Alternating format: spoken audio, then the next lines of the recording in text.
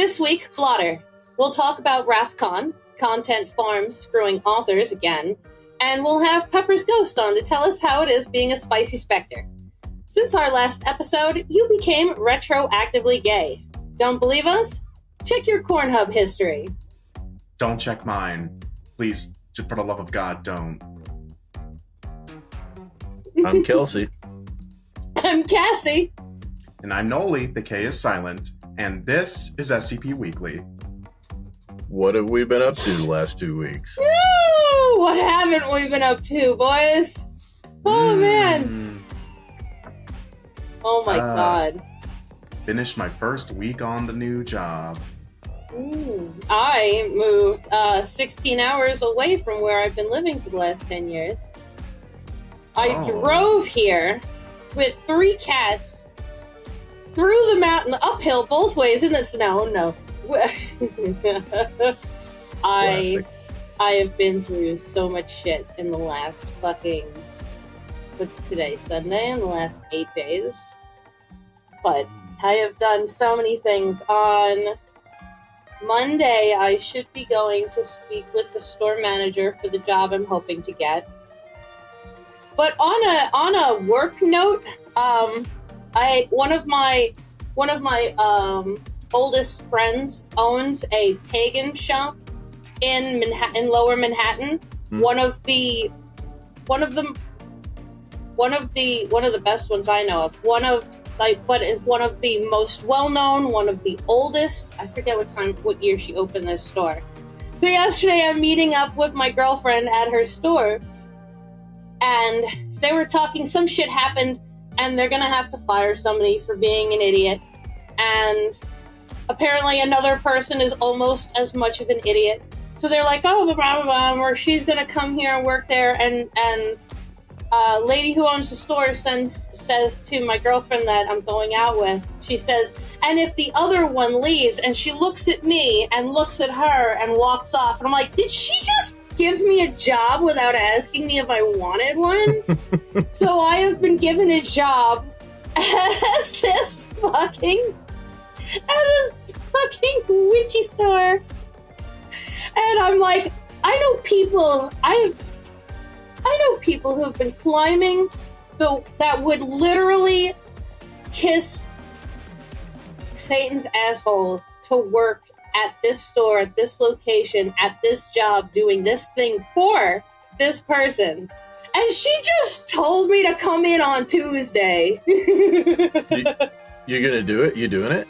Well, I'm gonna help her out no matter what. Like, that's a thing. I don't know if I'm gonna have a job because, I mean, I would like to stick to my company. But also, on the other side of that is, they're hiring me on, not her, the jewelry place, they're hiring me on as part-time. I need a full-time job. I need benefits. I need to get off of Cobra as soon as I fucking can. I can't do $600 a month. Yeah. Forever. So, I mean, one way or another, but I needed a full-time job, and I was offered a part-time job in Manhattan. So I'm gonna tell them, like, they offered me full-time hours, either at one store or split, between 2 if I want to do even more than that. But that's still part-time. That's not health benefits and stuff. So I can have 45 hours a week, but I don't. That's it. Like, I need that. So I'm going to tell them, like, hey, I really needed a full-time job, but it's mostly because of the benefits plus pay. So if this can ever turn into full-time, let me know. Otherwise, I think I'm going to, like, hang out with these people and still do this as priority, and then work with them and jump back and forth a little bit. I'm not sure. So, but I'm not saying I have that job until I walk in and like I've been saying, until I clock in the first time. Then I'll say I have the job. So if I could have those things go correctly, I will be able to take everything else pretty well. I think it would be really, so, cross fingers, think of me fondly. Yeah, let us know how it goes. Oh, you will know. I think you two know most of the things happening in my life more than everybody else in my life, including my father. If y'all know. What have you been up to? I got poison ivy. Yes, I was wondering about that. Nice. What did you fucking do? Yeah. No, I was working a small job on the construction side. I had to fix a leaky faucet and clear out a brush pile. And so I went to clear out the brush pile, and I picked up a piece of wood, and a bunch of vines came with it, and I had to toss it over here. And as I'm tossing it over, God. I'm like, 3 leaves. Oh no! And it just all right across my face. You can kind of still, I don't know if you can see that on the camera, but it was all up on this arm. There's a little bit here. Yeah, it got me good. There's a little bit here that you can still see, but the worst part is over, I think. But yeah, it was in my eyes, like right here on the edges of my eyes. It was just constantly itching. And I would I would go find a place to sit and just try not to the tabletop. Try not to scratch. Yeah. No, I just scratched myself to death. You're stronger than I. So bad. I told you guys I feel like I should. Because I had food poisoning. The 2 days after that, I got food poisoning. On Father's Day, I got food poisoning. Ooh. And I told you guys I feel like I should be wearing a diaper and socks on my hands in bed like an infant. You had a fucking rough couple of days there for a minute. Sucked. Your family's responsibility for next Father's Day. There's a low bar to make it better than this one, but it's still there's still a necessity. Yeah. For some reason, now I'm just imagining someone making fan art of Kelsey as like a giant fucking man baby. With mittens on. With little sock mittens on. I don't know if you guys have ever seen like me full body standing there, but I've been told multiple times I have the build of a full grown baby. I've heard that before in my life. Like, you're built like a giant baby. Didn't you just post a picture? Yeah. For your, like, with the person jumping for a house sale? Mm-hmm. You look like a full... You look like... No! I was like... Because I remember thinking, like, oh, I finally seen a picture of Kelsey from head to toe. I know my best I know angles. he's a fully formed human now. I'm just a talking head. You don't look like a fucking baby. But I do want to see you with like little Well, sock mittens. The mittens from cooking. Oh, what are they? Yeah. What are Oven they called? mitts? Oven mitts, thank you, because cooking mitts was a word that was going to happen eventually in my head. Yes, the oven mitts. Kelsey's just baby Colin Robinson from What We Do in the Shadows. Baby Colin Robinson. Oh my god. No, I finished this term, my cinematography class. I finally got all of my fucking film projects turned in. I'm carrying an A in that class. The instructor for that class went MIA for like a month, and I had to put it because the class feedback came out, and I was like, a little bit of like timely grading would be nice, because on these projects, feedback's important. I've had to do 3 projects without any getting graded. I don't know what I'm doing right. I don't know what I'm doing wrong. I'm just throwing it out into the ether. How are you supposed what do you to think, know? man? Yeah. And so like the next day after I put that feedback in, he came on and graded everything. He was like, all of his things. And finally got the last one turned in 2 days ago. And then last night, this is the reason the script wasn't done until yesterday, other than the fact that where the fuck was Hawk anyway. I had my sociology class. I had to do a presentation, and I had to write a 15-minute presentation on the effect of COVID on post-secondary education. And do a video presentation. So I was in this booth doing my video presentation.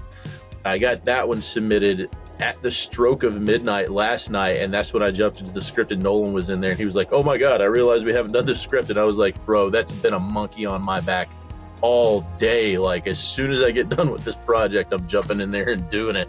Oh god. So what 2 in the morning, I think I was up till 2 in the morning. Red Dude Blotter. Yeah. Blotter. It's kind Ready? of juicy this week. I've noticed.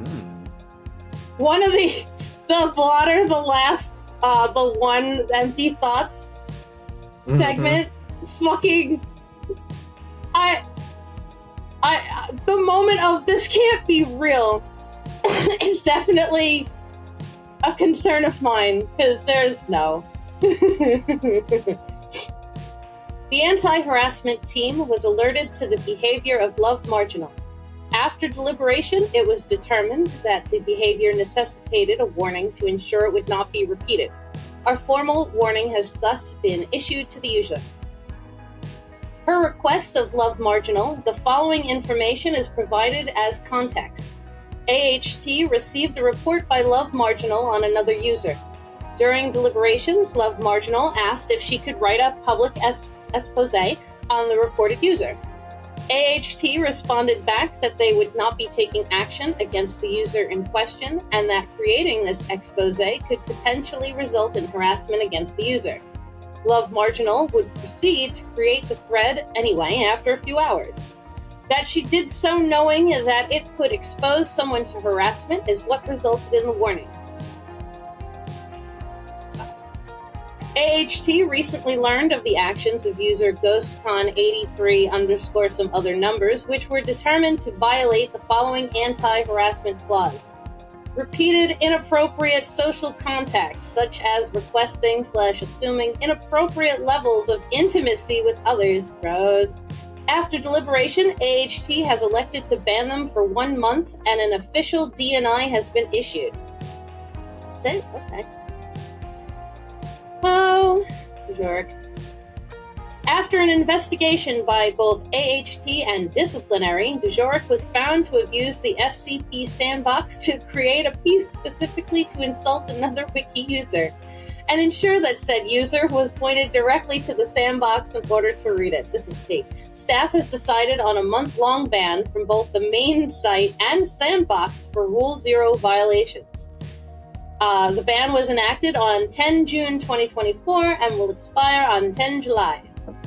User Hungus's membership was revoked for several rule-breaking ideas, critique forum posts, vehemence towards downvotes. That is not a complete sentence, but alright. User Nanukat's membership was revoked for vehemence. User Opposer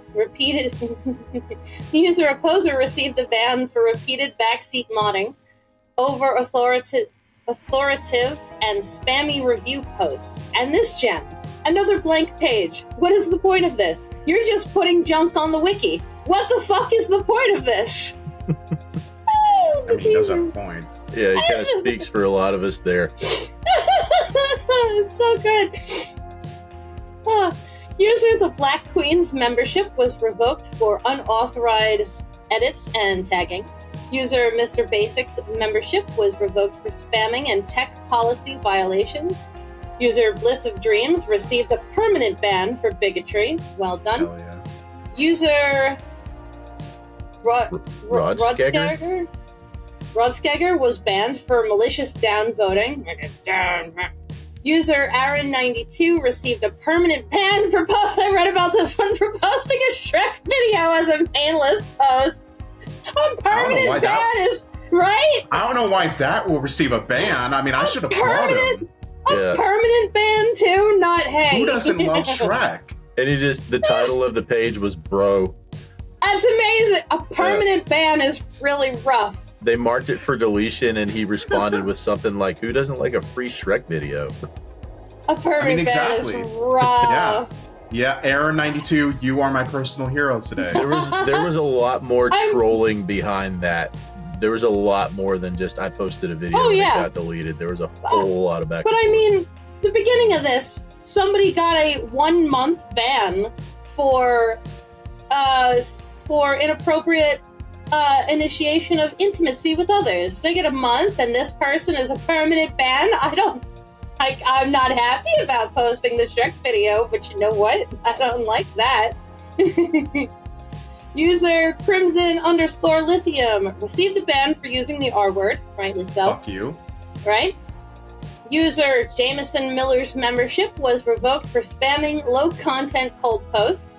And my favorite part, user Empty Thoughts received a permanent ban for vandalism, trolling, spam, vehemence, etc.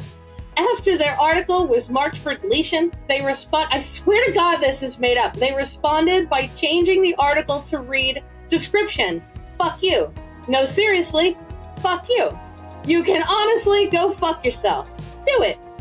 A few minutes after that, they changed the content of the page to a long string of fuck you with line spaces and changed the page title to The SCP Foundation is Full of Idiots and posted the following comments in response to the staff deletion vote. Fuck this shit, you guys suck ass. This community has been the worst it has ever been. Ban me, please. I'd rather go out with a bang than just leaving. TBH, I've never liked SCPs and I'm an idiot for even joining. I hope you do ban me so my Gmail does have numbers in it and I am under 18. No way. Say it ain't so. Continuing, other comments. These are all separate comments. I should have made that clear. This is not a run-on sentence. Comment, I honestly thought there would be some urgency in banning me. Comment, Jesus, you guys are slow. And comment, by the way, I can't believe it's this easy to vandalize days of works in 1 minute before proceeding to vandalize 5 other pages. Jeez. Wow. It's the next rounder there, guys. That! Somebody take this one under their wing. Oh! Cactus, where you at? Wow. Amazing. That was amazing. That I read that and I thought it was a bit you guys wrote. Nope, didn't make that up. 23 users have had 23, that's it. That's a low number. Have had their membership revoked for AI usage. AI moderation has been moved to its own thread and is managed by the newly formed AI detection team. Go AI detection team. See how long it takes before they start using bots. All right. Bots to I love it. This job sucks. Let's automate it. Jesus, you guys are slow, but get a bot on it. Oh, okay, let's talk about policy. Querius began a discussion on June 15th about a bit of confusion on the Join the Site page with regards to usernames. Specifically, the wording of the page implies that there's another source of information on the topic. Estrella Yashti proposed a rewrite of the verbiage to clarify as follows. Point, no names with profanity, slurs, offensive content, or connotations. Point, no names implying official staff positions, e.g. staff, operational staff, moderator, administrator, etc. Point, no names implying specific, unique positions or affiliations in the Foundation or other fictional groups on our website. For example, no SCP-173, 05 Money, D1234, MTF Leader, etc. And point, no names with pre-established Foundation characters on site. The proposed changes were implemented on June 22nd.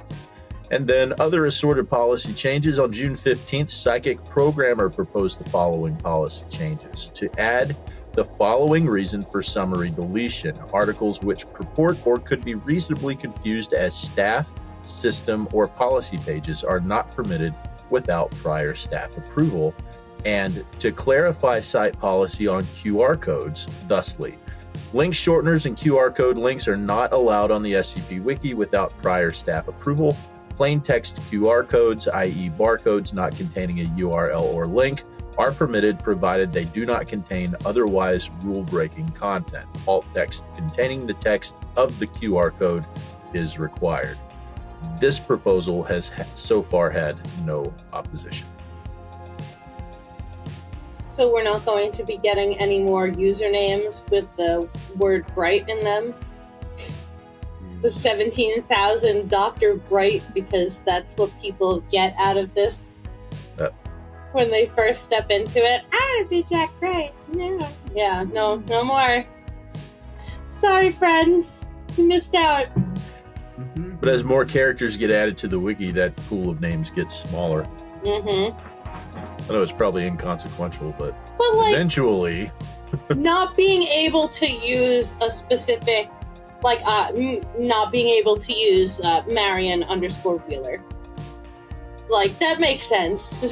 Yeah. Like, that's fine. There's 8 billion people on this planet. At least a good portion of them have unique names. We'll be fine. I'm wanting to try to change my, name on the wiki. Because I originally had it as, the OC that I had made, just Dr. N. Burr. But now I'm just wanting to try to change it to my, the name I just have on Twitter for just Nolan Ryan BA. But I've already changed the name a few times before that, so I can't really change it anymore. Yeah, you can only change it twice. Why? Yeah, that's Wikidot rules, isn't it? Oh, I've been using... I'm not really sure. I've been using the screen name for the better part of that minimum about 15 years, so I don't usually have that problem with, I need to change my use. Like, I would change it now for reasons, but all of my handles are the same username because of how long I've had it, so it's just more hassle than it's worth, and I'm like, they'll figure it out. Yep, I maxed it out because I came in the wiki before I started doing Unredacted, and then I was like, I'm just going to change my username to SCP Unredacted, and I fucked it up. Oh, no! And so that was my one time, and then I actually fixed it, and so now it's Unredacted, and I can't change it. That's it. I'm tempted to, just delete my, page and just make a new membership altogether for the name I actually want. I don't know if that's allowed or something, but just make a sock puppet, dude. Yeah, right, like everyone else. Yeah. What are they gonna do? Revoke your membership? All right. Apparently, you'll get a permaban. Yeah, permaban. for being a strange person, and But I mean, if it you're not using it to spam up and down votes. You're not using it to post things. You're just but I wouldn't. For me, I wouldn't care. I'm not like I said, I'm not posting. I'm not an author. I'm not leaving bunches of comments where I want people to know who I am and that this is my words. But I don't think you'd get in trouble. But it's not like we don't have the connections to ask. Somebody from the disciplinary team is listening right now, having a fucking embolism. Inappropriate levels of comment does not mean what you think it means. Why does that sound slightly German?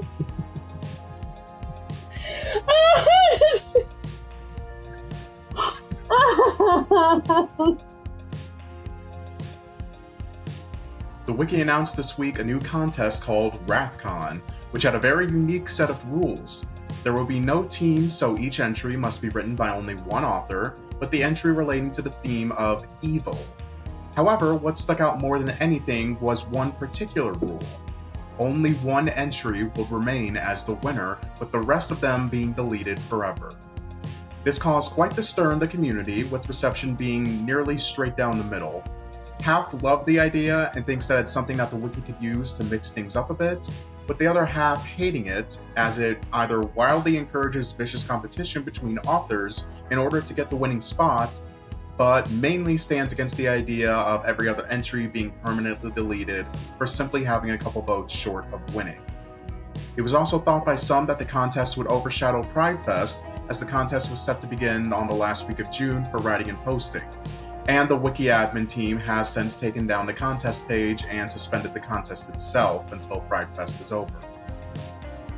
Imagine not winning because you're just short a couple of votes. I love it. I think it's amazing. No, but that was the problem there, against the idea of other being deleted for simply having a couple of votes short. That's losing. So, and that's what happens. So also, and I don't know if you hit like because it gets deleted, but also you can't repost it in any similar form to the way it is. Like if you're going to repost it, it has to be majorly rewritten. I want this. Yeah, I love it. I reading, going through the Discord chats on the like talking about the subject and some comments from authors and stuff like that. Like, I get it, but it is definitely one or the other. There's not a lot of people like, yeah, sure, whatever, I don't care. It's have my ringtone. Did you fucking X-Files? Thanks, Roseanne. But it is like yes or no, and there isn't a lot of meh, whatever, hardcore agree or no thank you. But yeah. I like this. Wonderful. All right. Some community members took to Twitter to express their opinions. Speaking of Horror of Blood, Fantem. I love this as an idea. I love it as a theme. I love it as a vibe, but it is not for me. I do it as a remix of Cold Post Con, but I don't know if I could bear to put out a fully developed work and then destroy it on the condition of me losing. Skill issue on my part. Y'all have fun. I get that from Fantem because Fantem, like, full bore on everything that she does. There's no nonsense posted by Fantem that's worth risking. I couldn't. 4 hours to read one thing, 2.5 hours to read another thing. I wouldn't do that I either. Wouldn't want her to on the sheer chance it would have to cease to exist. Imagine something like Fuckhead getting deleted. Imagine something like fucking He Is for Primrose getting deleted. No. No, that's why I'm like, I'm okay with Fantem. Yeah. Like, no, there's a lot of things I wouldn't want to see, but there's a lot of things I would rather see than anything by Fantem. I'm a proper fangirl and refuse to lose any moment. Onimask Productions. For context, this is about 12 hours after the announcement of WRATHCON from the SCP Wiki. Yeah, I think there's some mixed feelings going around. It's not really an opinion, but okay. Rat King 666. The reception of WRATHCON is both absolutely understandable, and I respect it, but honestly, also a bit of a reminder as to why I never seem to see anything interesting and unique happen on the SCP Wiki anymore. Bah. Oh, this is different. Fucking losing your shit forever. This is crazy. Sheriff Cheese said we should literally spam WRATHCON with early SCP articles, specifically 173. I don't know if that says specifically, but I'm going to assume it does. Especially.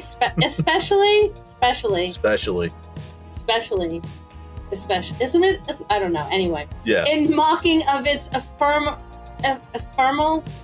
You can spell ephemeral, but you can't spell especially? Right? I didn't write this. Oh, it's Twitter. No, this is Sheriff Cheese got ephemeral right. And in mocking of its ephemeral attitude. Tell us your thoughts, Emily. Tell us your thoughts about WRATHCON in the comments. I like it. They're one of the conversations I was also reading through in the Discord where people were talking about other ideas for other kinds of contests. And with this most recent with 8K con just have happened and all of the the voting issues and stuff, I'm on either one of two contests. No authors' names listed, or no authors listed with article, or no one over a specific amount of upvotes on the wiki. I love the anonymizing. I love that idea. Yes, right? I would love to just the authors' names. Yeah, just good luck. Here's all the stories. Yeah. Vote on your favorite. And like, take it to your fucking grave. The author and the staff are being the only ones who know. That's it. If it's just me and the staff, and somebody else finds out, it was either me or the staff that fucked up. And you could easily cut down what staff members know. Like, and then let everybody know once the contest is over. Yeah, and then reveal, DJ Cactus got 5 votes, and who the fuck is this guy? Floored us with everything. I love it. I think that would be great. But I also, I mean, that would be a lot of fun, trying to detect people's way of writing and trying to figure that out. Is that this person? Is that this person? The wiki's done something like that before, I think. Have they? Where they anonymized it and people were like, I know that writing. There was one, it was Ekronak, I think. And everybody was like, that's Ekronak. That's him. Oh, gosh. But I mean, it's the same thing. If you recognize a name as a specific author, you're going to read that faster than you read somebody who has never posted a single thing on the wiki ever before. Yep. And they could be the best writer any of us have ever read in our whole lives, and we'll never know it because 8KCon there was 100 and some odd, and who's got time to read between 80 and 100? And those lower numbers, and Gregory they're never going to climb. Apparently, right? Fucking chided us all like children on that one. Oh God! I worked 60 hours a week. I think it was 50 actually. I worked 50 hours a week, and I still have time to read all of them. Love you, man. What a fucking jerk! Oh man, I've been listening to those. They're good. Oh my God! No, sorry, I got caught up in the alphabets. Is Grigori Karpin going to do something with more of the 8K, or did he just keep up with reading them? Don't know. You guys will have to check out. I don't know if he has time to with the new thing that he's doing over at what is the Anomaleaks? Anomaly? Yeah, he's doing some writing for those guys, doing a podcast with Sumerian for those guys, talking about their. This is my surprise face. Yeah. Grigori Karpin's involved in another podcast. I'm so surprised. So surprised. So surprised. I'm delighted to hear it, but I'm so surprised. PRIDEFEST is still going on until June 30th, midnight, and just kind of scrolling through the page, the very first piece of art on the PRIDEFEST page, Mox or Cassie, have you seen it? No. Pour Blood, right at the top. So, Cool War, On Guard 43, Gamers Against Weed, Wilson's Wildlife Solutions. There's so much great artwork right on the PRIDEFEST hub. And then solid page. God, look at that picture! Fuckhead was Fantom's PRIDEFEST entry. Yeah, lots of great entries in PRIDEFEST. So guys, check it out. That's still going on until the end of the month. That picture makes me so happy. Doesn't it? That picture makes me so happy. Oh, I love it. Yes, thank you. Yes.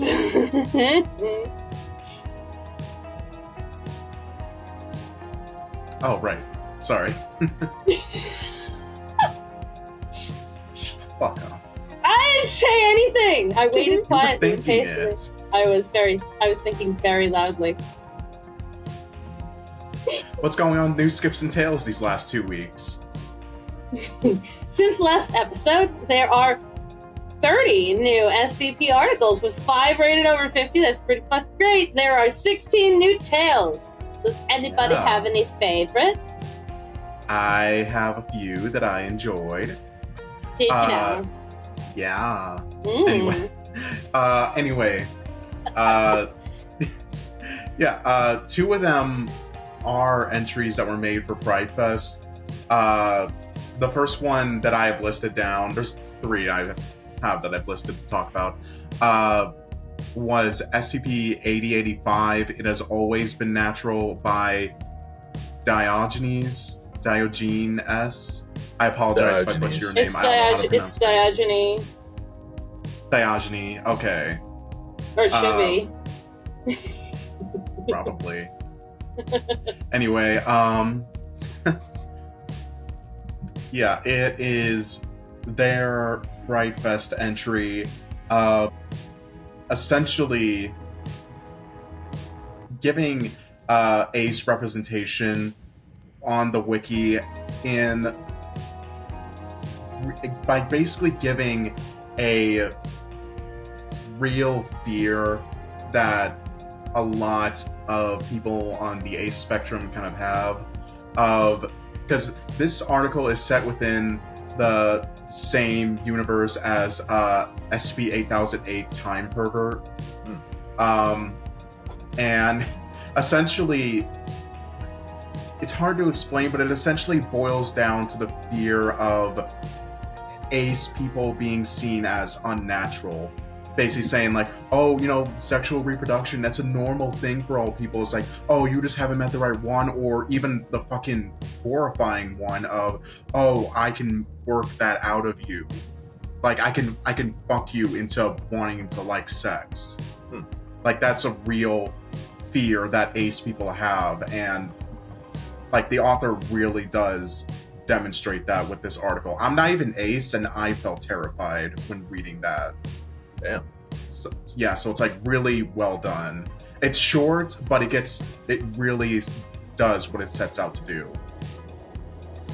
Another one that is also a PRIDEFEST entry was SCP-8541, Affordable Healthcare Actor by Pookie Poopson.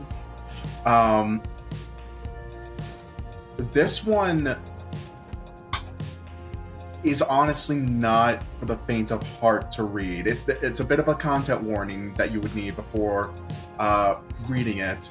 Essentially, what it just seems like is this, you know, little statue, like a head bust that seems to randomly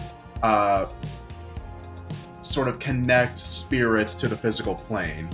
There's no really any rhyme or reason to how or why it does it. It just does, and it counts that random. And when the Foundation had it in its custody for a while, nothing really happened, so they basically just kind of listed it as decommissioned. And one of the researchers in charge of it asked, oh, can I take it home with me? I'm actually kind of an amateur art collector myself. And so the Foundation gave him the green light for that. They're like, yeah, I mean, we don't have use for this anymore. We need the space, so take it. And soon as after he gets home, he starts getting calls from one of those health insurance salesman calls that you would get. And of course, it just starts off, you know, that basic. It seems like someone who's like trying to get you to buy what they're selling, and they're really nervous about it. But this person keeps calling back, and it's slowly ramping up in intensity.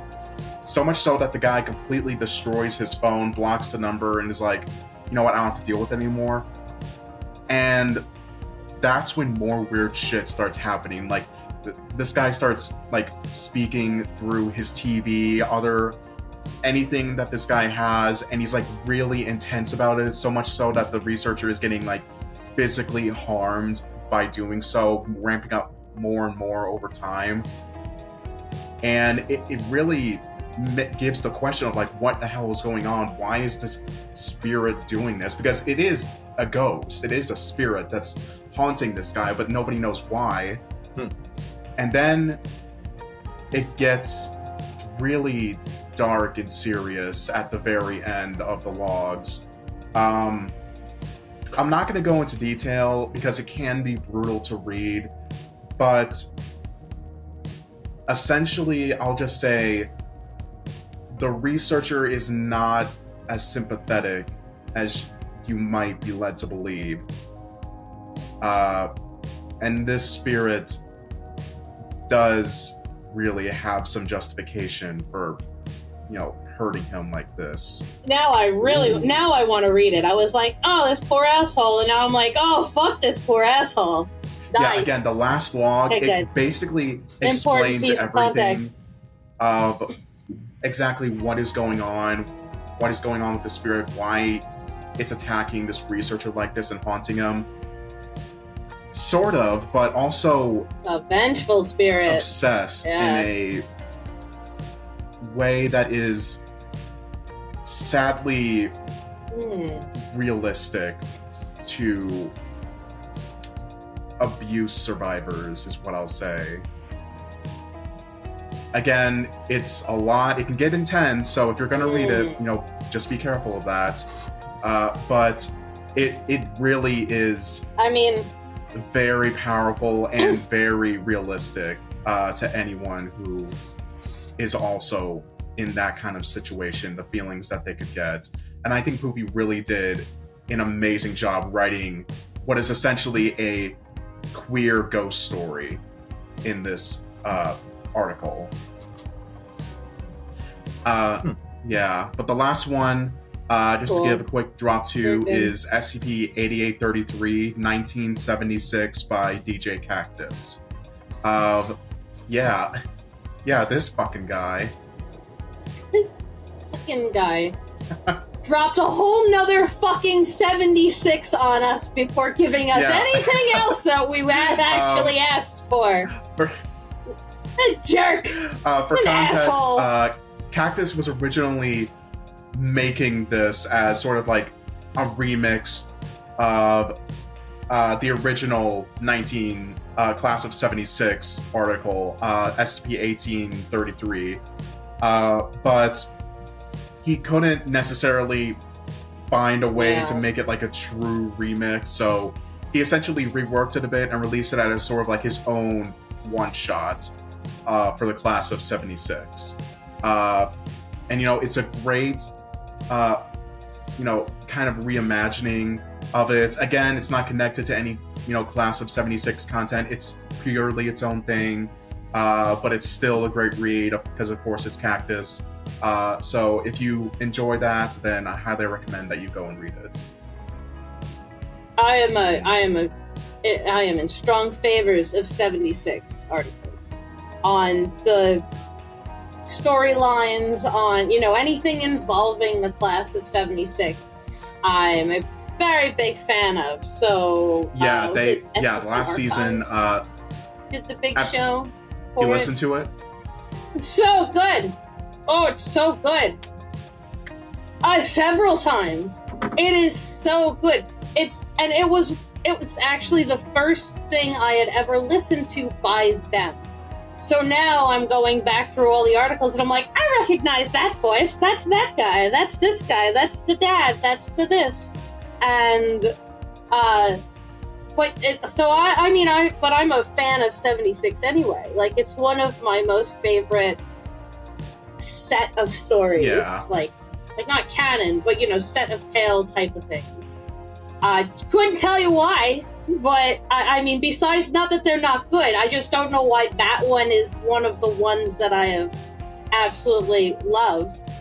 But 76 is just, it's got that creep factor. It do. Yeah, it scratches the creep itch. Yeah. Really enjoyable like mystery surrounding of like wanting to understand, because I know that like for some people who aren't into Class of 76, there's like one explanation of like, oh, they're a group of interest that got like sort of lost and in between when the basically Foundation resets the world with SCP-2000, sort of like an in-between state of like, and basically like they don't want to be forgotten. I didn't know that one. In this new world, so. New skip that I'll toss out there is 8592, the department, I think is what it's called. Department. Plague PJP. Yeah, I'm just going to read one little clip out of it and leave that on the table, and then we can move on. We are very pleased to announce that you've been assigned to a new department for your good work, ethics, and research efforts. We saw in the John's intake file that he is bisexual and has a boyfriend. This is very cool and woke, and I promise that I'm awake right now, so you or John are not uncompatible, okay? You are now head of the Department of Bisexual Anomalies for research purposes. This is to make it easier on your life, my brother. With great power comes great responsibility. I want to be in the bisexual department. Wait, what article number? Right? This what is article number? 8592. Department, yeah. 8592, the department. I think it's And the literally the department. department head is Oh my department. Department. I just saw that.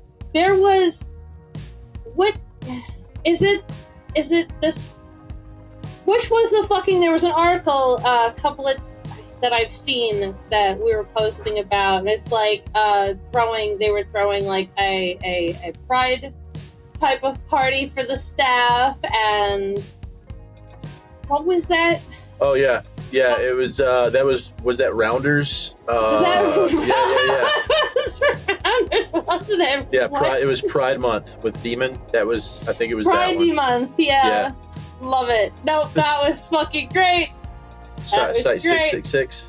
Yeah, that was great. This looks like I'm gonna have to read the department one though. Let's take a break. We'll be back with the off-site news and Pepper's Ghost.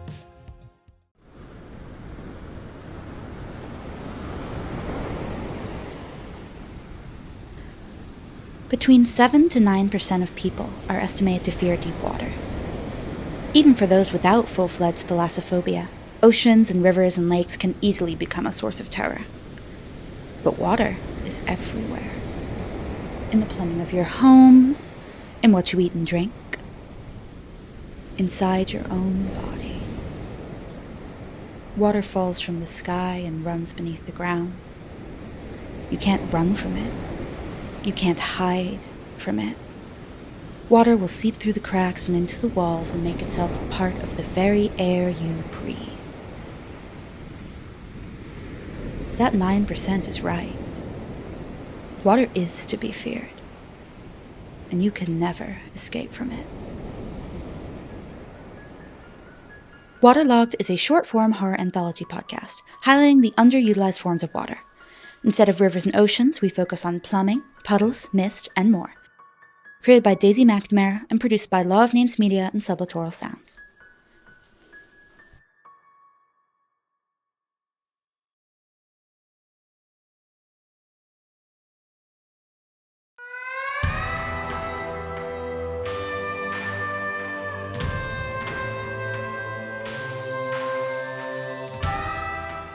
I'm Muckwell, the director of the reboot of the SCP Confinement show.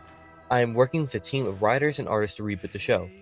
We are also working with some of the original voice actors, such as Shirky, who originally voiced the character Dr. Powers, and hopefully more in the future.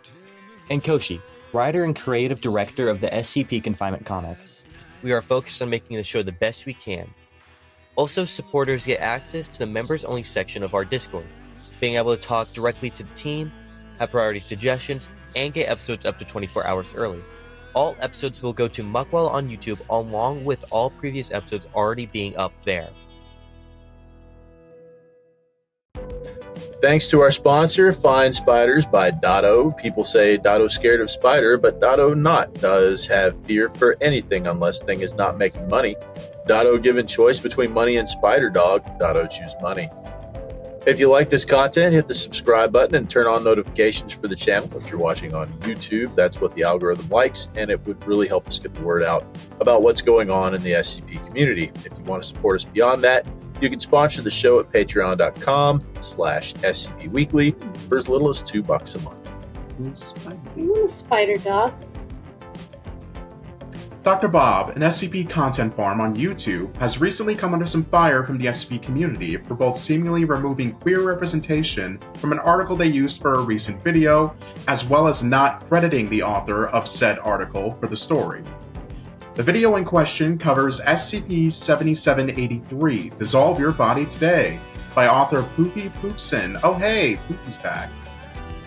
It was brought to attention that not only does the video seemingly straightwash the queer elements of the story, establishing the two researchers the story is centered around as great friends and roommates instead of lovers, erasing the author's emotional input of the story, displaying their feelings after having recently gone through a breakup the time the story was written.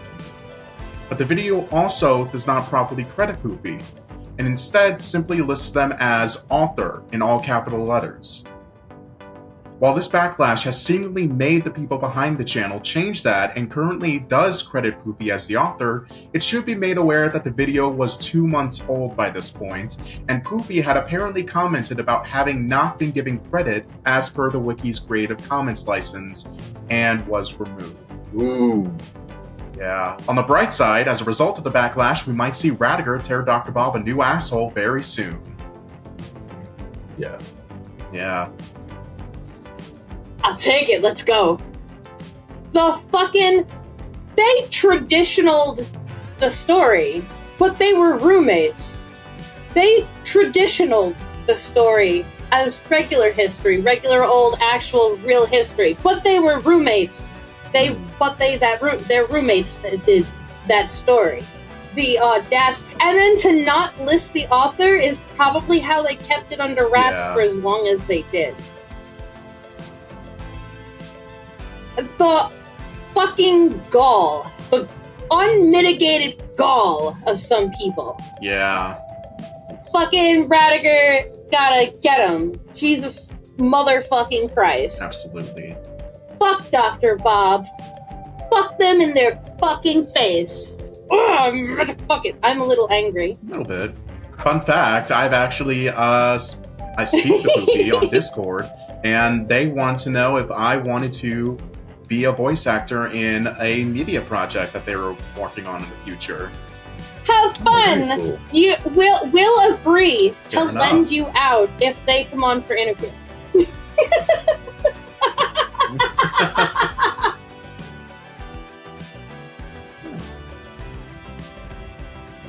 Anyway, going on to the next one.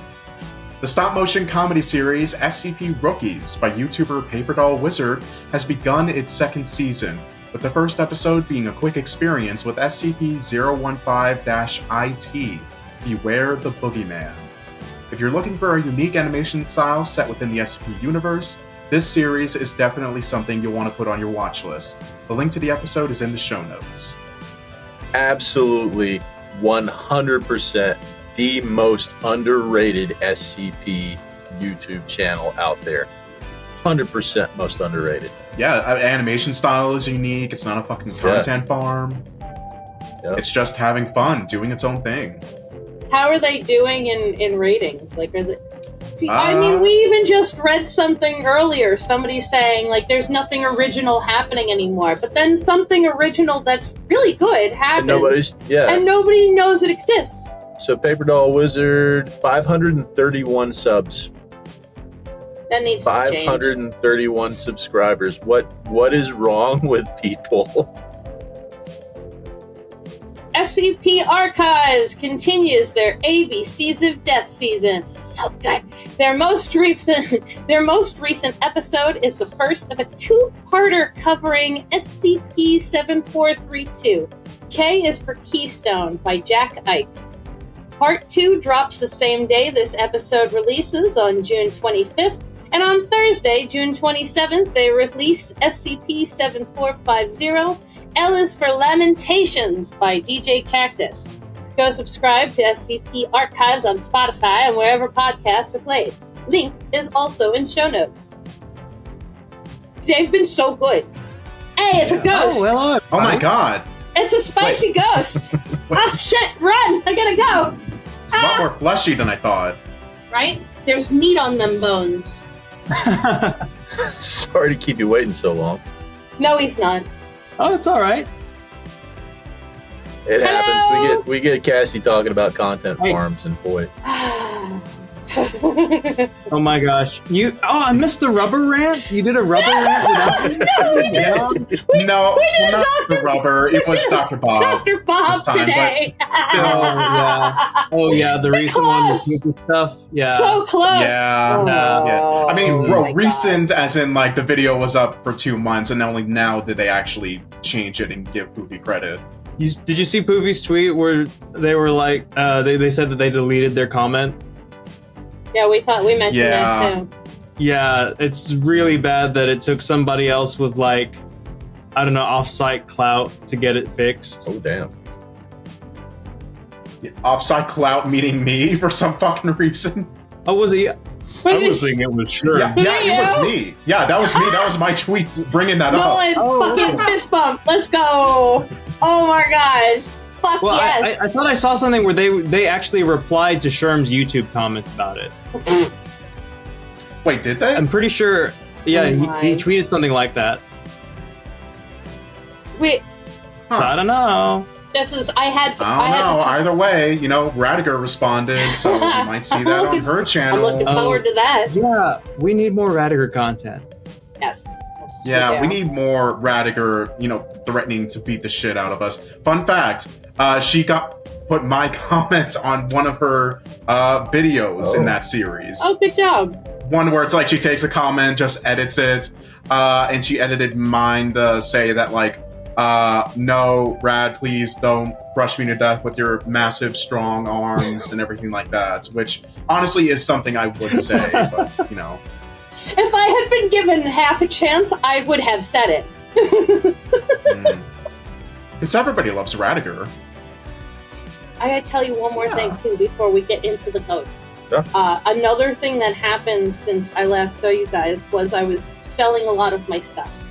Because of all of my my menagerie of animals, I got rid of a lot of enclosures and tanks and stuff for bedding and stuff like that. One of the people I made friends with runs a rescue, so they took most of my stuff. When I don't have time to worry about selling this stuff, take it. Them and their partner found out I was doing this, and they turned it on the day before they saw me last. They're like, "Oh, you're on a podcast. Oh, SCP." It came up, and we had a fan moment. They're like, "Oh, podcast. I'll check it out." And they're like, I get a message on Facebook. Is that fucking SCP unredacted? I'm like, it might be. And I got to listen to them fucking. Do you know this man? You know him in real life? Wait, who are these other? You know these people you're interviewing? Have you talked to Cactus? I'm like, bro, not yet. But I'm trying. But it was like 20 minutes of, oh my god, the way I talk about Fantem. The way I talk about Fantem in general for 20 minutes. This is hysterical. But the first thing was, I listened to the show. Is that unredacted? Play some voice alone. Oh my god. That feels weird. Is that unredacted? I'm like, yeah. It's like, you know this person.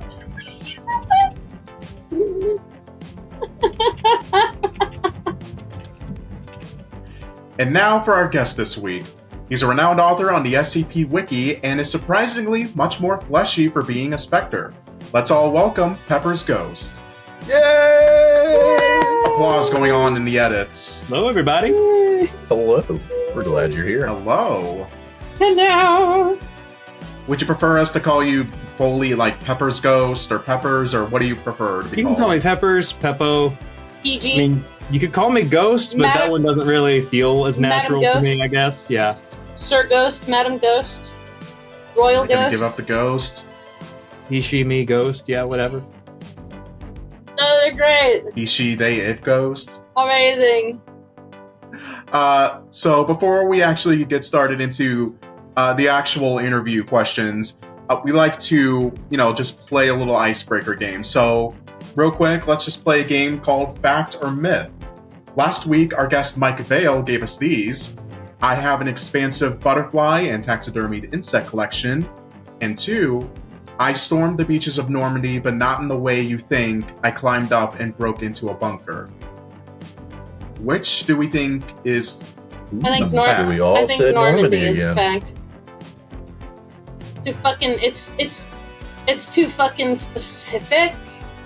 Yeah.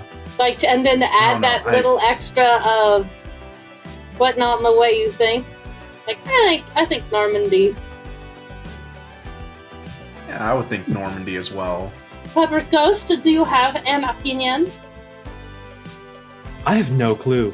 I'm so bad at these. You have no idea. Like, I'll believe anything you tell me. Pretty much. Normandy was the fact. You said 2011, I studied abroad in college in Paris, and the weekend of D-Day, we decided to rent a car and go to Normandy. We found a beach near the actual site, and there were 2 British Army vets, looked probably like Iraq war vets, who had the same idea, and the 4 of us stormed the beach and took in the sights. A very surreal experience to do so on June 6th. Now Pepper's Ghost is going to tell us a fact myth, and it's up to us to figure out which is which. Okay. Number 1, I have had lunch with the lovely African-American couple on the cover of Weird Al's Poodle Hat. Number 2, I once got a tick bite that was infected so horribly and in such a unique way that it ended up in medical textbooks. See how fucking oddly specific both of those are? You know what you're doing. Neither of those is weirder than the other. Yeah, ghosts. Goddamn What the pronouns, fuck? Ghost. Medical textbook shit nonsense is this? What the fuck? What the I will not look it up. Really bad tick bite. No. Okay. Or Thank was you. it? No, thank you. No, thank you. I'm going to go with Poodle Hat on this one. As the fact or the myth? As the fact. We picked the fact.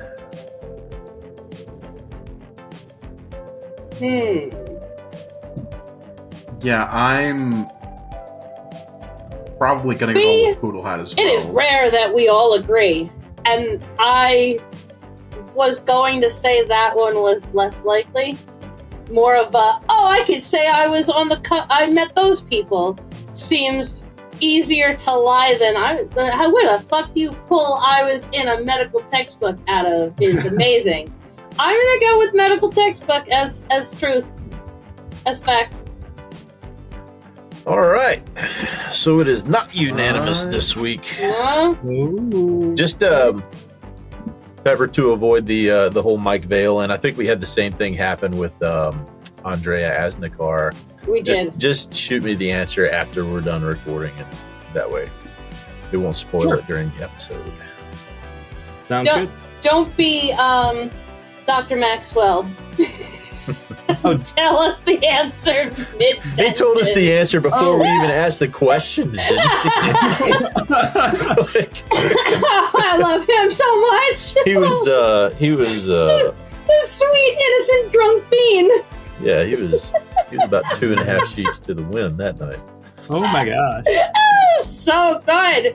It was preposterously fun. It was a fun interview. Really I mean, I could have loosened up and pretty good for this one, but it's like 11 a.m., so. Yeah. Listeners, Oh my god. in regards to Pepper's Fact or Myth, listeners can respond to our Twitter poll, tell us what you think, and we'll find out the answer next episode. Well, we have Poofy Poofson on, right? Right, Nolan? Let's right? hope. Yeah. Well, no, we actually haven't asked him yet. I hope so. We gotta. Yeah. No, I've got it in. I've got it in with That's them already, the- so we're just assuming that they're going to come on. Anyway, speaking of interviews, let's get on to the questions. I'm not ready yet. I don't care. Nolan goes first anyway. All right. Bring him on. Very I'm excited. Yeah. Let's do it. Yeah. All right. So, tell us, who were you when you found the SCP Wiki? When did you decide to become a jalapeno-flavored Spectre? Well, my decision to become a spicy vegetable of the undead happened quite a bit before I joined the SCP Wiki. I had used the name Pepper's Ghost around some other forums in the past, but when I joined the SCP Wiki, I was a college freshman looking for a nice way to procrastinate and dump some creativity in something that wasn't an art project for school. So I managed to put a lot of work into writing all of these things when I should have been doing other stuff for grades, but it was worth it. So when you first came to the wiki, looking for distractions and just trying to blow off some college steam, it sounds like, when you first got to the wiki, how familiar, like how long did you read SCP stuff before you actually decided to come on? And in that time, did you recognize anybody as like, oh my god, these guys are like really, really good? And then when you came around and started writing, was there any like starstruck moments at any point? So I only lurked for about a couple months. It was something that I discovered. I was part of the Containment Breach group, like fairly early on. I think the game had come out. I don't think Markiplier had done a video on it yet, but I had seen the gameplay and gotten interested and wanted to know more about it. And because my friends and I had been playing Amnesia, and so we kind of needed something after that. And we started reading SCPs together, and I was the one who ended up joining and signing up to do it. I didn't really recognize a lot of names at first. Most of the SCPs that I was most familiar with were written by people who had already left or become inactive. However, I was familiar with Harmony's work, and Harmony was really, really active in the community, especially actually with all parts of it. And so when I started doing stuff like, oh, these are some of my ideas, or this is an early draft, Harmony would go on and comment and provide feedback and direction on those things. And that was really encouraging because like this was one of the most prolific authors on the wiki, and it really made me feel included and engaged. So Bright was also really active in commenting early on. I got some good advice from Bright, actually. I was familiar with who he was, and there were interactions later on that kind of made me realize that this was not somebody who I should necessarily be looking up to. But initially, that was very encouraging to get high praise from him. Solus didn't like my first SCP, but I won them back later on. I don't know if you guys remember Wilt or were around for Wilt or have heard of Wilt. Just a deleted account now, but Wilt was a known name back in the day and was a commenter on one of my on my first piece. I'll never really forget. But it was cool to be noticed, honestly. Yeah, and this is just like, I know this author, so it's cool that they read my stuff and showed up, And this is what, about 2011, 2012? 2013. 2013? Okay. And back in those days, so the wiki had been around for about 5 years at that point, and still there wasn't a 19 cord. Discord wasn't a thing until like 2015. Discord wasn't really a thing yet, yeah. Was Reddit, IRC? No, Reddit, Discord, or not Discord, Reddit for SCP was probably pretty big. IRC was really big, I'd say. Okay. I wasn't super active on IRC, but I did show up quite a bit. And Harmony was really active there too. I think the people that I most looked up to, though, are people that I'd still say that I really admire now. I really like Pam and Pulse, Tanhoney. I have gotten to do a couple things with Tanhoney, which made me really happy. I've heard on his podcast too, but we also got to do Fall Forever for RemixCon together. So that was fun. Some of our stuff kind of dovetailed into each other without really intending it. So that was a nice bit of serendipity where I was like, yes, we are of a mind. Good. So 4,000, right? I don't know. I Okay, know yeah. of what's happening with the fairies. I know where some of it leads into other people's canons, how little things are here and there. When this whole thing about these fairies getting into this situation, like they had been in your story, was how early on in that being an idea of the fairies in SCP having been through this shit? Was yours one of the first stories that started working on that kind of this version of the Fae? Because it's in a couple of, like, even in Cactus's stuff, the fairies and 1000 and like these little pieces can all be like, I keep wanting to say the word peppered and avoiding it because of your name, but how much fairy type of stuff like yours was on the site when you went into this, or did you just wake up one day and go, I'm inventing fucking fairies today? I didn't invent fairies. So the fairies were deliberately based on a really, really small bit of Bright's proposal, which is one of the first things that I read on the wiki, because, you know, everybody is like, well, where do I start? Well, let's start with number one. And so Bright's in there. Yeah. I gave up on trying to read chronologically pretty quickly, but I did get that far. we got as far as 01 and you gave up. I remember thinking that the bit about the fairies was really interesting and like a pretty significant thing to like invent.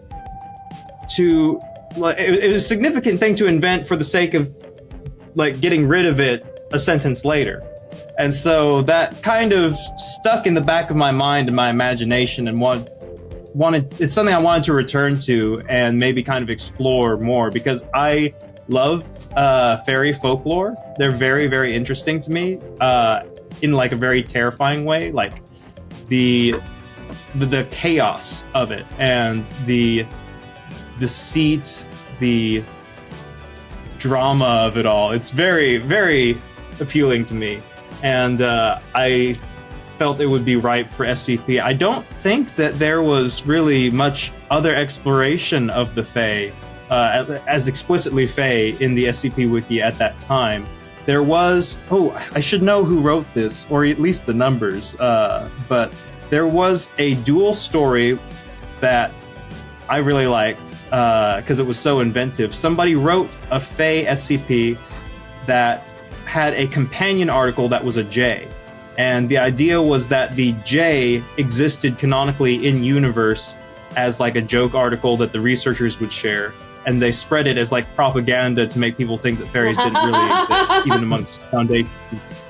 And so that's not something that I included in 4000, but because it doesn't quite fit like the real fairies version, but I still love that idea that the Foundation would like make fun of the fact or make fun of the idea of fairies just to downplay the fact that they're real and they're out there. Yeah, and that they hate the Foundation. And the seriousness that because 4000 really, it tracks real close with actual fairy lore. Because you got to be in fairy lore, you got to be real careful what you say to those fuckers. Don't make promises. Don't tell them your name. Really, really specific rules for conversing with fairies. Like I've loved fairies for a long time. Honestly, it started with the Spiderwick Chronicles books. I had initially gotten them as like a gift because somebody like thought it was like all gothic, like a series of unfortunate events, which they already know I was into. And I was like, oh, this is just a ripoff of a series of unfortunate events. I don't know why I thought that. I guess because it looked kind of goth.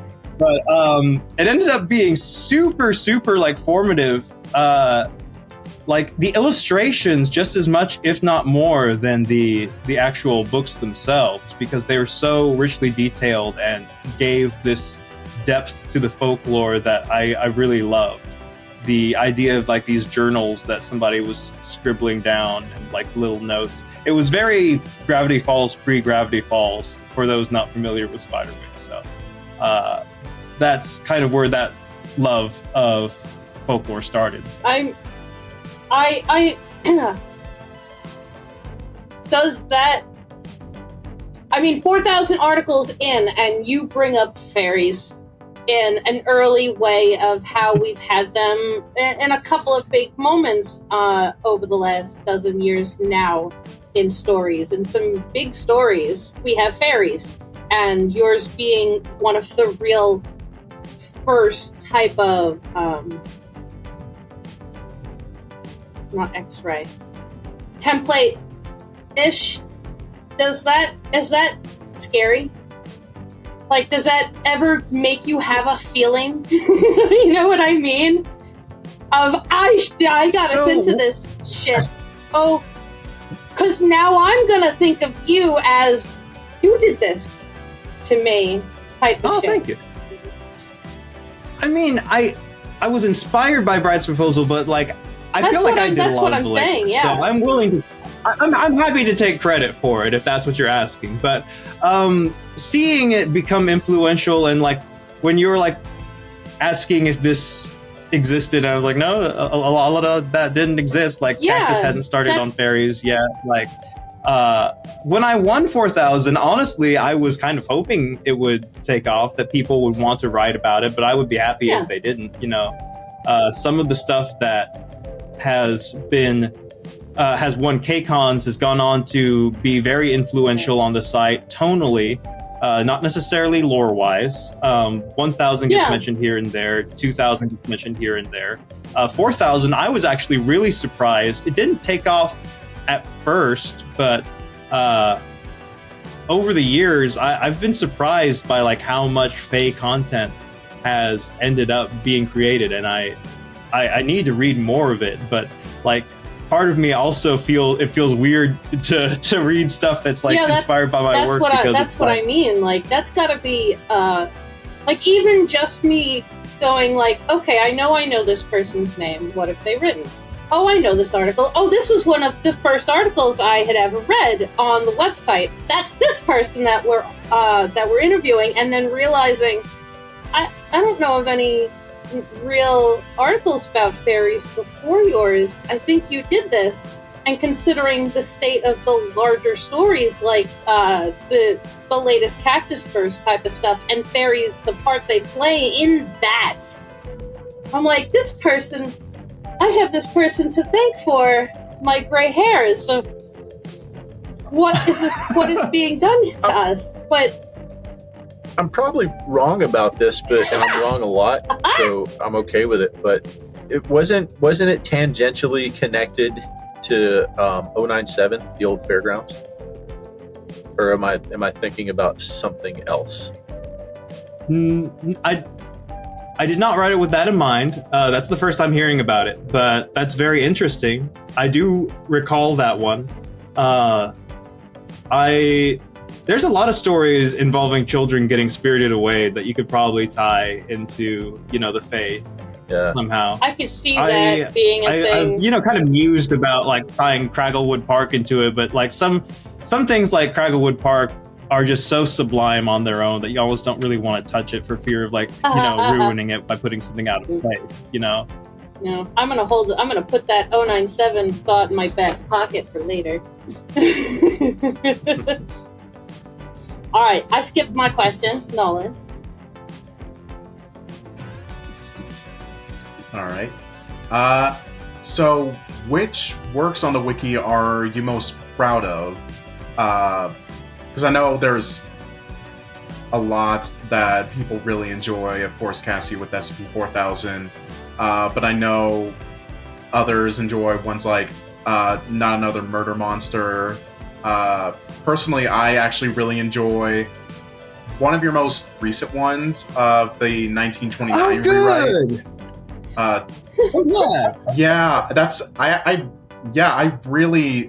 really enjoyed that one. Because you listed it, because the way I think it was you who described it as sort of like, what if someone was suffering the punishment not of God per se, but someone else's God, and it's just like a whole fuckery that goes on of mystery.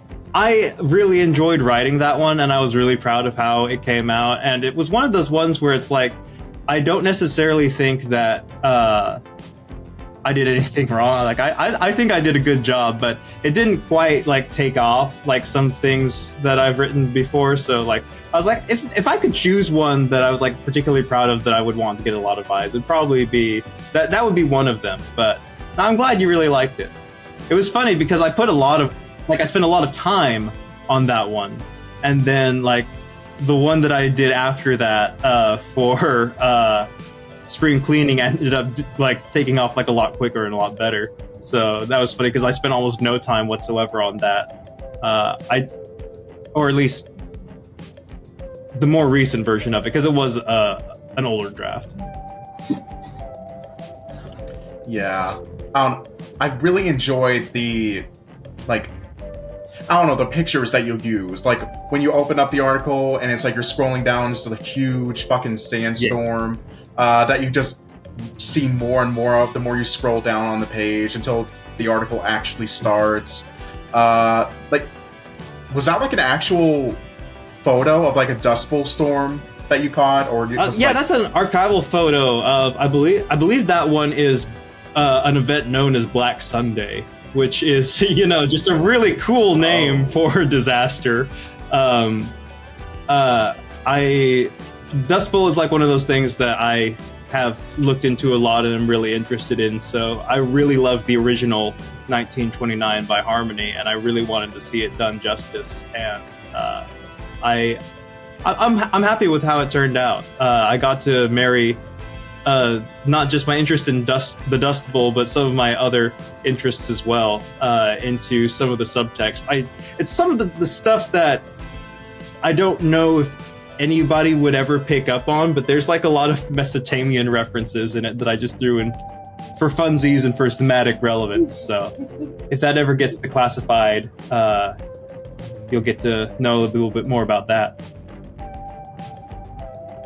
Like, I'm looking at it right now, and it's fucking bizarre, like, looking at it, because, like, with the final, one of the final media logs of, like, where the radio station going on, and the guy just basically reading off of what feels like biblical quotes, but is, like, altered, and then just, like, ending with the quotes, in the beginning, a serpent told the dust that it was a man, and the dust believed it. Like, that goes, it was insane to me, like how I felt from that. Maybe my favorite stinger that I've ever written. Recency bias probably plays into it, but I'm really proud of that stinger, so I'm very glad you liked it. Yeah, it was just awesome. And that actually would really make a pretty good like audio adaptation, just from the way that it's written and formatted. I kind of struggled with that because it's, the 1930s. There weren't a lot of opportunities for them to actually like get recordings in.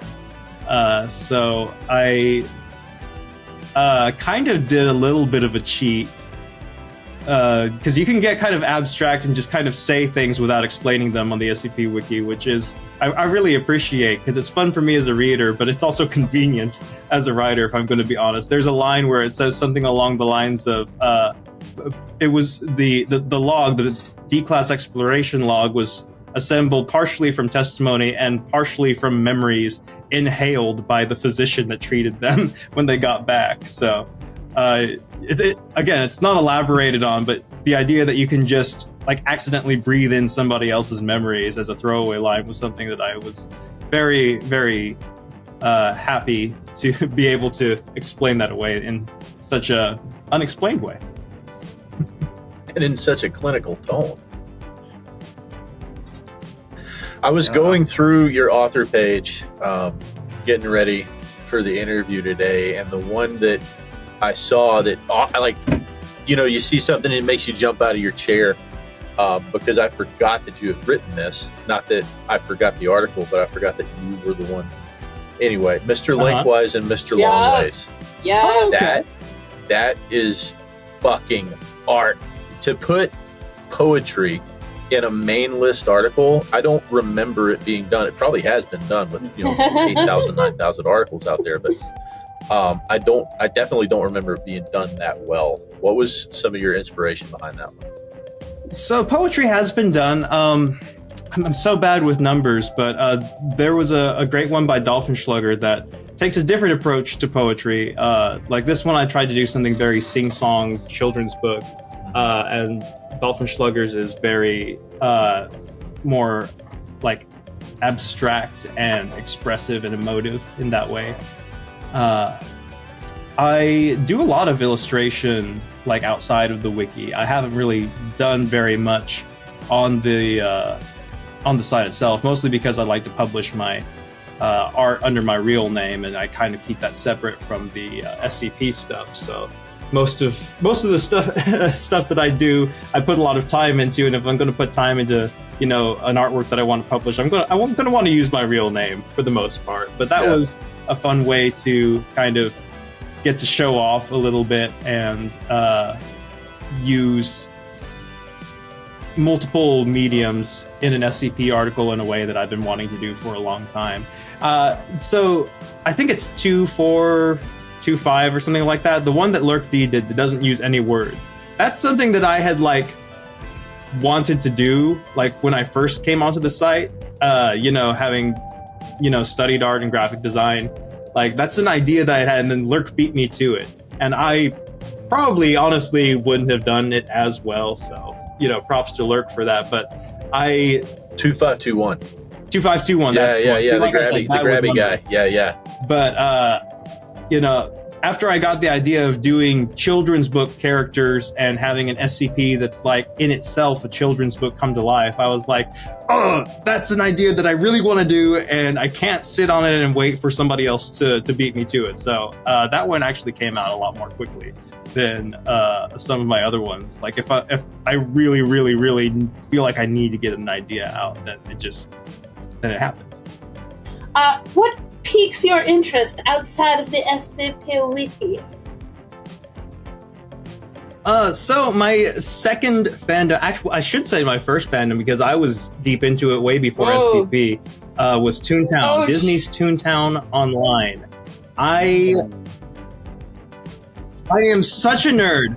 Like, I lived on the Toontown Online message boards for a good chunk of like my How does that happen? How did you wake up one day and find yourself with a decade spent on Toontown Online? How did that happen?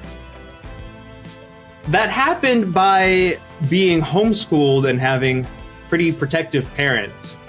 Disney's Toontown Online marketed itself as being a very safe and fun environment for kids because you couldn't talk to each other. You had a drop-down list of preset messages that you could say. It was like people who play Splatoon, you know, you have a dedicated booyah button. It was basically that. You could booyah other people in this MMO game, and it was a little bit more involved. You could say a few more things. It was still very limited. Like you couldn't like mix and match like phrases into things. They were all complete sentences, and you could try to like create new meanings by saying one sentence after another in a kind of like suggestive way. Like people found a way to make sex jokes with these. Kids will find their way around fucking anything. Yeah. One of the first things I learned how to hack was fucking parental controls on AOL Online in the late 90s. We'll do whatever we can to get away with something. But like in Toontown, it's so funny looking back on it because like you can only communicate through these very, very specific messages, and like there's a very limited means of expressing yourself. And so you could buy more sentences to say with in-game currency. Yeah. That was the DLC for Toontown. Not real money, but you had to like grind in-game to be able to say more things and express certain ideas and thoughts. What a genius fucking idea! And like you were limited too in like because he had a special category for like your bot phrases, and like it was capped, so there were you could only say like your certain number of special things, and it was just a funny system looking back on it. the fuck? That's bizarre. Yeah, but that's the asylum that I was raised in. Yeah. I can't. I've been playing World of Warcraft for 15 years. I'm struck with the idea of not being able to talk to people except for a very specific drop-down list of things to say and having to grind for other things to say, and it's a fascinating idea. Yeah, but I was in What the fuck? I was in it so deep. I would say that if you were on the biggest Toontown message board at the time, which was Toontown Central, you knew who I was. Really? If you were on Toontask, you probably didn't know who I was, but screw Toontask. Toontask was for hipsters. It was... I'll throw shade at Toontask. Posers? Yeah. It's a whole subculture, Toontown. Like, you know, people take it seriously. There's like fighting in wars. People have been doxxed. People have been swatted. I think somebody got swatted by like the IDF. It was Toontown lore goes deep. Toontown lore is crazy. Are you still active in the community? I'm not super active now, but I was active after Toontown closed. I was part of the team that worked on Toontown Rewritten for a time. But if you have played Toontown Rewritten and gotten past a certain point in the game, then you have almost certainly played in environments that I had a hand in. That's pretty That probably tips my hand in terms of my involvement in it, if you know Toontown. But I won't say more than that because I try to... You don't want to dox yourself any much more. Yeah, I mean, it's not even like connected to my real life. It's like there's my real life, my SCP life, and then my Toontown life. My Toontown life isn't really like revealing of my real life in any way. It's just cringe, and I don't want people to know about it deeply. 50 Shades of Peppers only in fucking online communities. Like, way to be. I have no idea what the fuck Disney Toontown Online is, and now I need to know, just so I can make fun of you in the future. Please. Being a nerd, because this is great. What the fuck? It's kind of a total design. Well, it's very grind heavy. It's very grind heavy. I don't even know what that is. That's crazy. And so I think my best contribution, even though I worked on like more interesting things gameplay wise, but my biggest contribution was Toontown Rewritten, was whispering in Joey's ear, hey, why don't we add experience multipliers into the game? So you can thank me for that, Toontown Rewritten fans.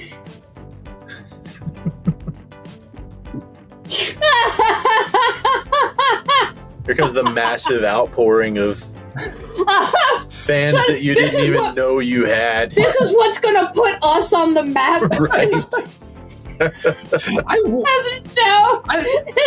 I've wondered in the past, like, what is the proportion of SCP fans to Toontown fans? Toontown, what does that Venn diagram look like? Yeah.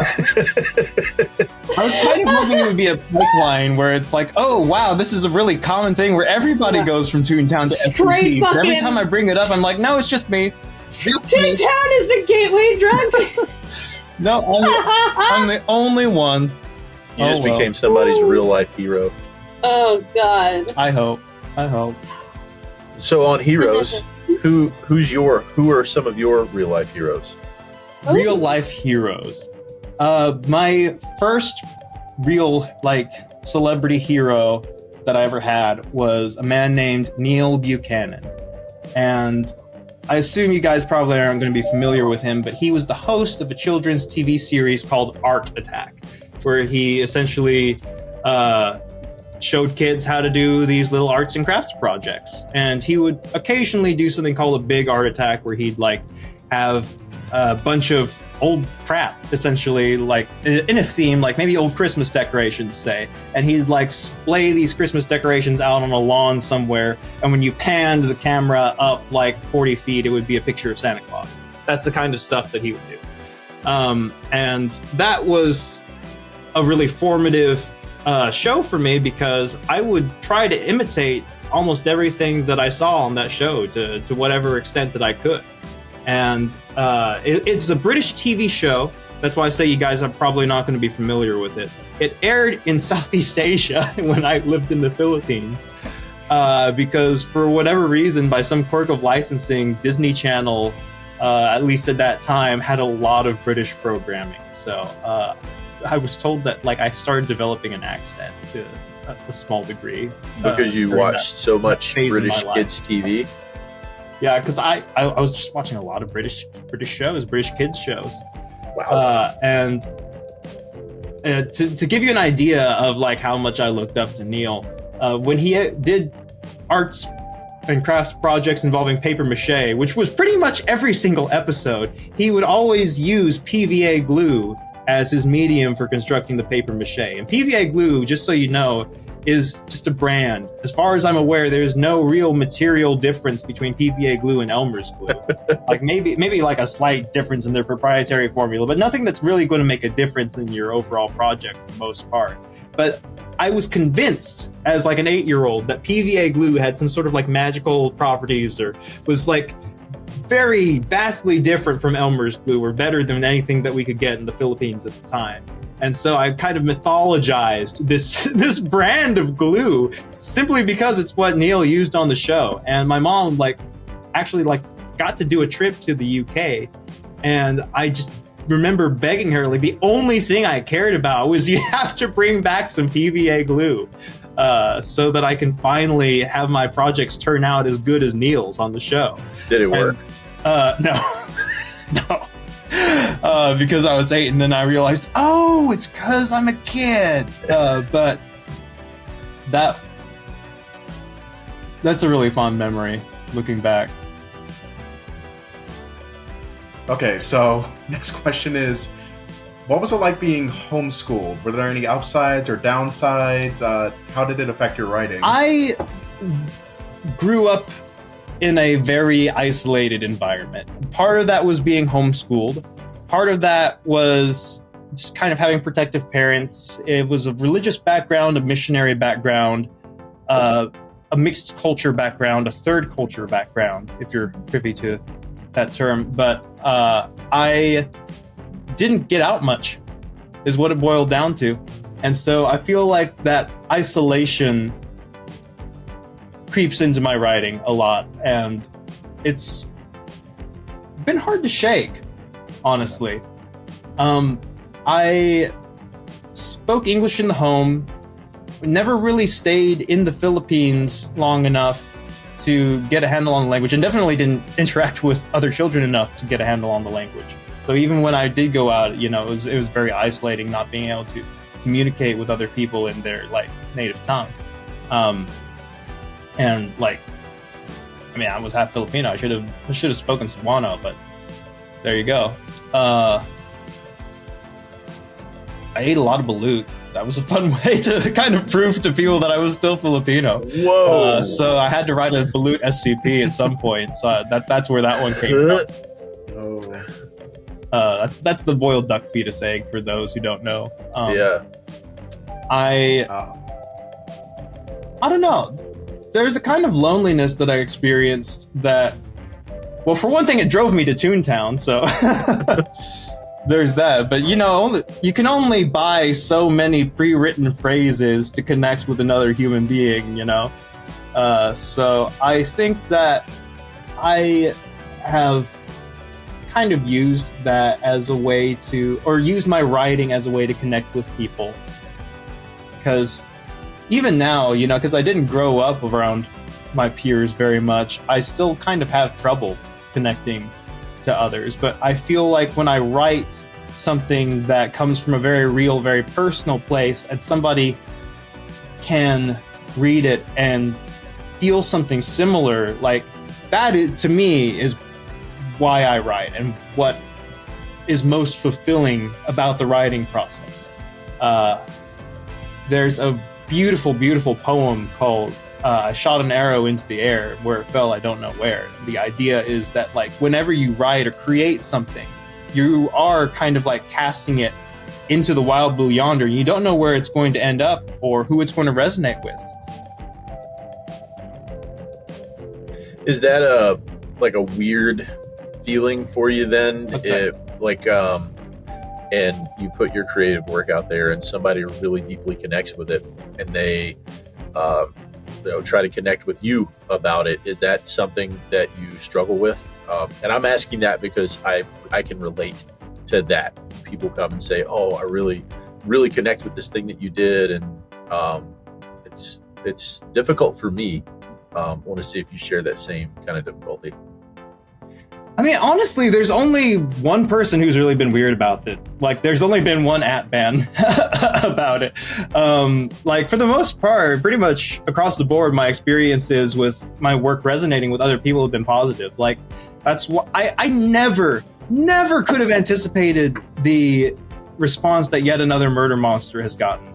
And that's kind of like the epitome of that, where it's like I have gotten such lovely comments that I never would have expected. People saying that, like, you know, they work in like childcare, or, you know, with underprivileged people or youth, and, you know, or, you know, neurodivergent kids. Basically, people who are like, the idea of enrichment is so important to people and to children and people who have been outcast or treated like monsters. Like, people have gotten really emotional when talking and commenting on that particular piece. You know, I'm one of those masochists who sometimes reads the YouTube comments on people who do readings or adaptions of my SCPs, even the rubber. And you know, that the 5031 ones are always my favorite, because it's really fascinating to see all the different ways that people can relate to that story, or relate that experience to their own life, even, you know, coming from different circumstances and different backgrounds. What are we up to? We're up to you. Do you have any guilty wait, did you talk about your thoughts on WRATHCON? I missed it. Oh yeah, I went on this big diatribe. It's going to be really controversial. I'm gonna have to listen to my own show. You're going to get hate mail. People are going to, like, call for your head. You specifically, Cassie. I'm really sorry. I threw you under the bus hardcore. Won't be the first time. Won't be the last. You're going to get canceled. I shouldn't have said all of those. We've tried. I shouldn't have said all of those things about all of those. No, Nolan and I actively try to get ourselves canceled all the time, so it's not new. To that effort. Yeah. Who runs the Twitter account? Yeah. Like, cause some of the stuff you guys have said has been wild. Yeah, we'll never tell. Not me. But it could be one of 4 people at any point in time. At least one of 3 people at any point in time, for sure. So I never quite know. We all have access to that Twitter account. Oh God. Well, And do then you this have? turn. Yeah. Yeah, and then there's our favorite plant.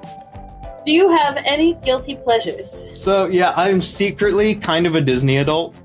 Yeah, that's like Toontown didn't give that away. I don't think it's a secret.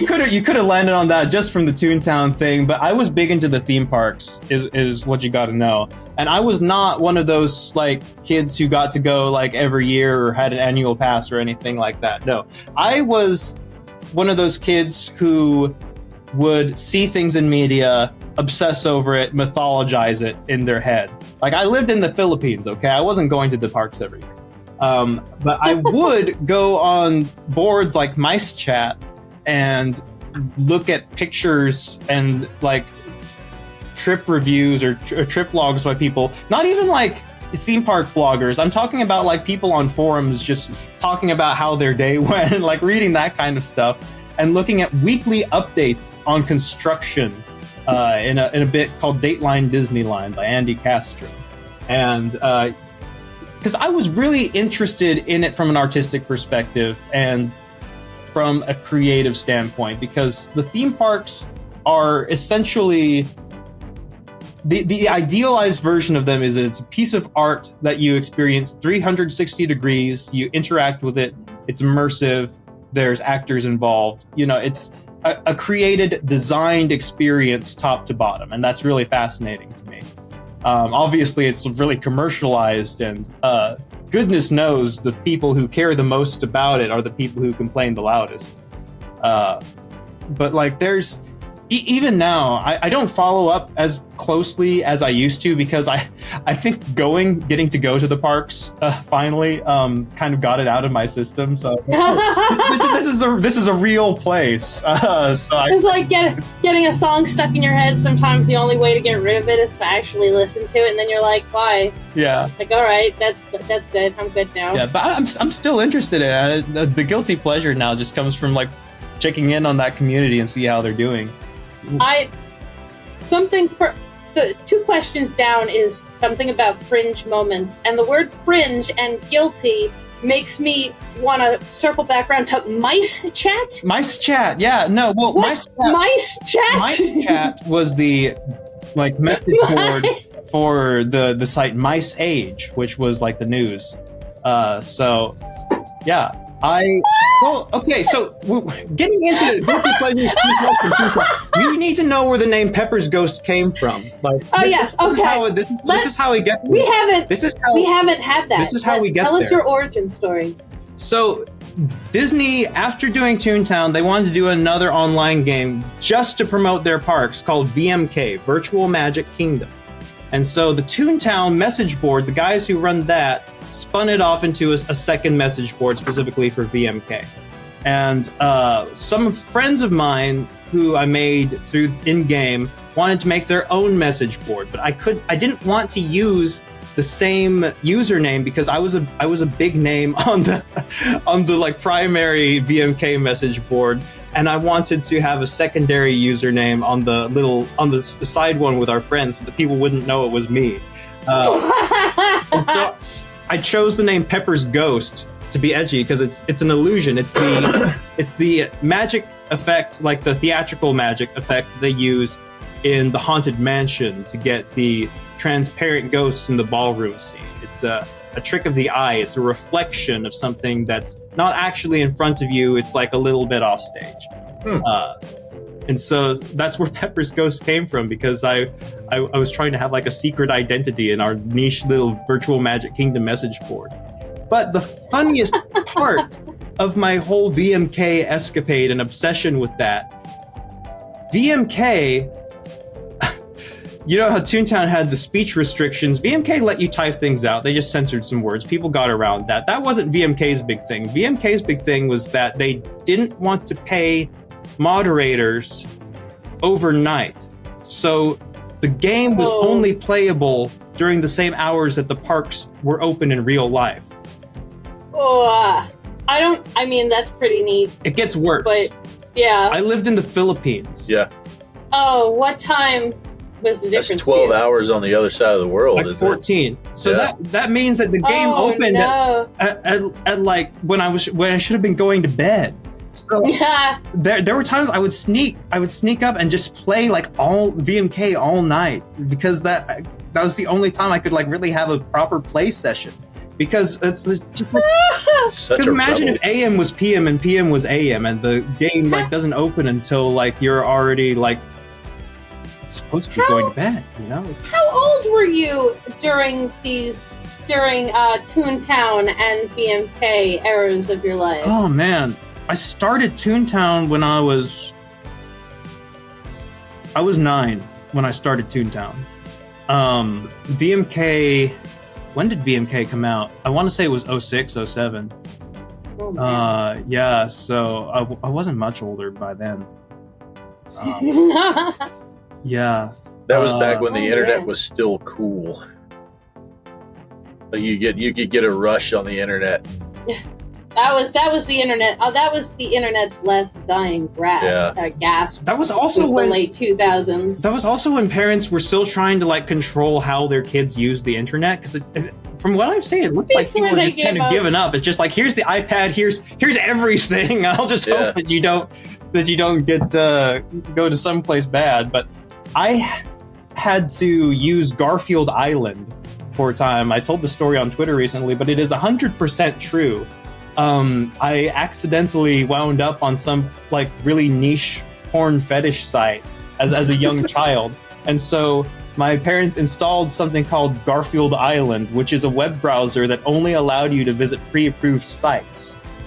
and there was like Garfield branding all along the edges of the web browser. Yeah, it was like, looking back, it's the weirdest thing, and I think it's like almost entirely lost media because I could only find one screenshot of it on the and I looked really hard. God. So Wow. yeah, Garfield Island. That's where I was raised. That's the environment. Oh my, that's where I was raised. Where'd you grow up on, Garfield Island? Yeah, and somehow I ended up in SCP. So. Oh, Go thanks, figure. Garfield. This is bringing back Disney did this to flashbacks us. for me, because we talked about it, you know, in the pre-interview discussion. But I was homeschooled too, so a lot of the things like Cassie's like, I lived almost the same life. That's crazy. No, my parents, my family probably would have set itself on fire trying to homeschool me. Were you a willful child, Cassie? I think that's a good term for it. I very specifically, best way I can put it is, you did not ground me because I would just leave the house. How far would you go? No, I'm from New York City. I just go out. I just leave. Go to your room. No. Or come right home after school. I'll come home when I'm ready to go to bed. Thanks. See? So my family's options were that was like, I was lucky for it that my family was the way they were with me terrorizing them the way I did, is you can lock me out of the house and I'll find somewhere else to sleep.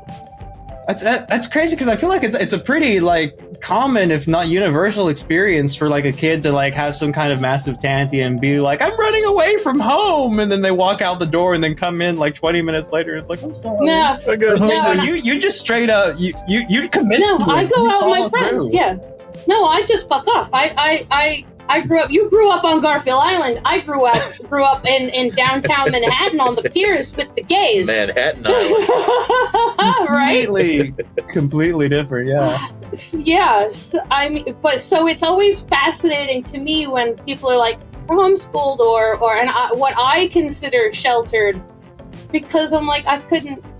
It doesn't occur to me that you were kept in your house for any particular reason. I'm like, no, I'm going out with my friends. But once I started hitting my mid-teens, then I discovered I could get anywhere I wanted on the subway in New York City for like fucking 50 cents. I could go anywhere in New York.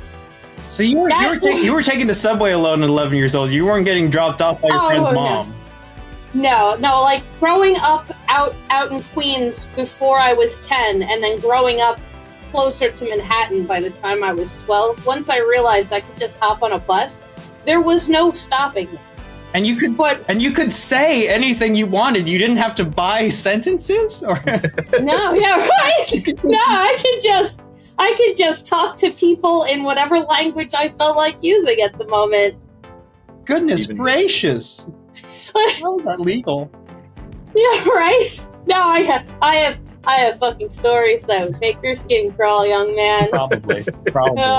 Yes. So, talking about stories that'll make your skin crawl, PeppersGhost sent me some comments. Now, these are actual no shit PeppersGhost comments that were posted on the wiki. The first one, I don't know if you want to intro these or give any context. This is the Series 1 comment that you made to another author, Creepy Places on the Internet. Oh, article. yeah. This one's not super cringe, but I think it's interesting just from a site perspective. Hey there, I read your 7 Creepy Places on the Internet article a while back, and the Buffy board haunts me to this day. You seem like a pretty swell guy, and you're off to a great start by having your sandbox set up. I'm eager to see what you come up with. Just be sure to familiarize yourself with the current site culture. A lot of the site's earlier SCPs wouldn't really fly by today's standards. Yeah, I saw that. That's one of... That was in like my first couple months of posting. So one, it's funny that I was already trying to like walk new people through the process. Two, this person, if you don't know what I'm talking about, he wrote an article for Cracked that I ended up referencing like 2 weeks later in an SCP. I don't even think I did it intentionally. I think it was a subconscious thing. But 1715 online friend, my rewrite of Observer September, has a reference to the Buffy forum board that he mentioned in his Cracked article. But I like how I end that comment by being like, like things have really evolved since the early days of the site. This is in 2013. We're still like, I think season 2 or series 2 is only like halfway full at this point. But like that sentiment is something that like I still see people talk about or still throw around these days. But like time has progressed to the point where people lump series 1 in with series 2. And it's kind of, in a lot of people's mind, like not really that different, or they think that things have come so far, or like that things were still, like things have changed. Every season's or series, I keep wanting to call them seasons, but every series has had its kind of its own personality and kind of developed the site culture and moved it forward. Yeah, but like there was still a lot of like series 2 elitism where it's like, man, we have come so far. Things are so different now. Like that was a whole different world, and it was, and it did feel like that at the time. But I wonder, and do people nowadays realize that, we felt so far removed from series 1 at the time? And I mean, 10 years later, how much of that comment do you still stand behind?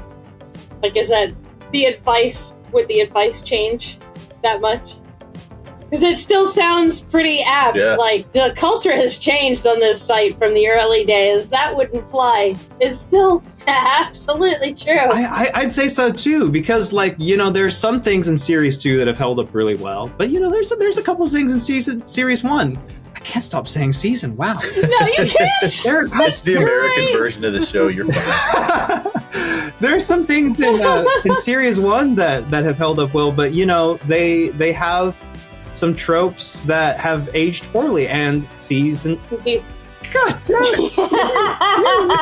it! Just say season. Just stop. Just stop. Yeah, it's a British TV thing. Like they call it series. So in my brain, when I'm talking to Americans, I want to autocorrect to season, but it's not working. In series 2, we had tropes that I think in the end, Callanan kind of won out and was right. Some of the things that Cal complained about very strongly in series 2 are things that I've come to agree, yeah, those are the tropes that I associate as series 2 tropes that we don't really do anymore. Like what? So it was a very specific structure, because we still have notes at the end where it's like an addendum and stuff, but back then it was very, very prominent that you'd have like let's say an object, like, like a piano, where the piano does something weird, and then at the end you have like a correspondence from one lover to another that provides the context of it, and would be like maybe 4 paragraphs long and like try to hit you in the heartstrings, and the article would end and the whole thing would be like 1,200 words. That's what I think is like a classic series 2 SCP.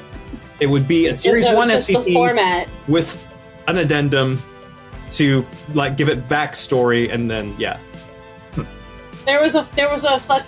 There was a format, and I'm sure people still do that kind of thing, but it's explored differently now, I'd say. All right, next comment. Sorry, bud, but your article's built on Hackney concepts, and there's grammatical and tonal errors throughout. The picture's nice, though. Before you post your next skit, be sure to write your draft in a sandbox page and ask for advice before posting. Also, try not to take the obvious route when brainstorming for ideas. Focus on asking yourself, what sets this idea apart? What can I show the reader that they haven't seen before? Sandbox, draft forum, and chat guide links. And this is, you had been on the site These are comments you've left? That was a comment I left, yeah. That's the one that I picked out as my cringe moment. Because, like, oh, no. I know in the grand scheme of things, that's not the worst or most condescending thing anybody's ever said on the SCP Wiki. For me, personally, looking back on that is, like, downright scandalous. Like, I can't believe there's ever a time in my life where I would start a comment on some newbie's cold post by saying, "Hey, bud." I cannot believe that I did that. Hey, bud. Hey, bud. I cannot believe. You wrote that. We've had it with The you. picture is nice, though. You're like, oh my god. Yeah. Like Everything else is crap. Yeah. Well, But this Bud. this was kind of like a formative experience because, like, I think that's the worst that I got, and after that, so for context, this is a comment that I left on the original version of SCP-1861, which I later rewrote back when you didn't need permission from the original author. And I rewrote it because I didn't like the idea. Honestly, I wasn't interested in the idea at all, but I was interested in the fact that I didn't like it. And I wanted to explore what it would look like if it was something that I liked. Like, I was like, why doesn't this work? And what would you have to change to make it something that does work? The thing is, Mysterious Wanderer, the person who wrote that, like, after I left that comment and posted the rewrite, they just like straight up deleted their account and like, we're never seen again. And I felt so bad. I wonder where that person is right now. Well, no, because like I found a Reddit post like years and years later, like just in the last few years, of somebody had posted like something on the RSCP subreddit that had to do with 1861. And then somebody with the Reddit username Mysterious Wanderer showed up in the comments being like, oh yeah, I wrote that in high school.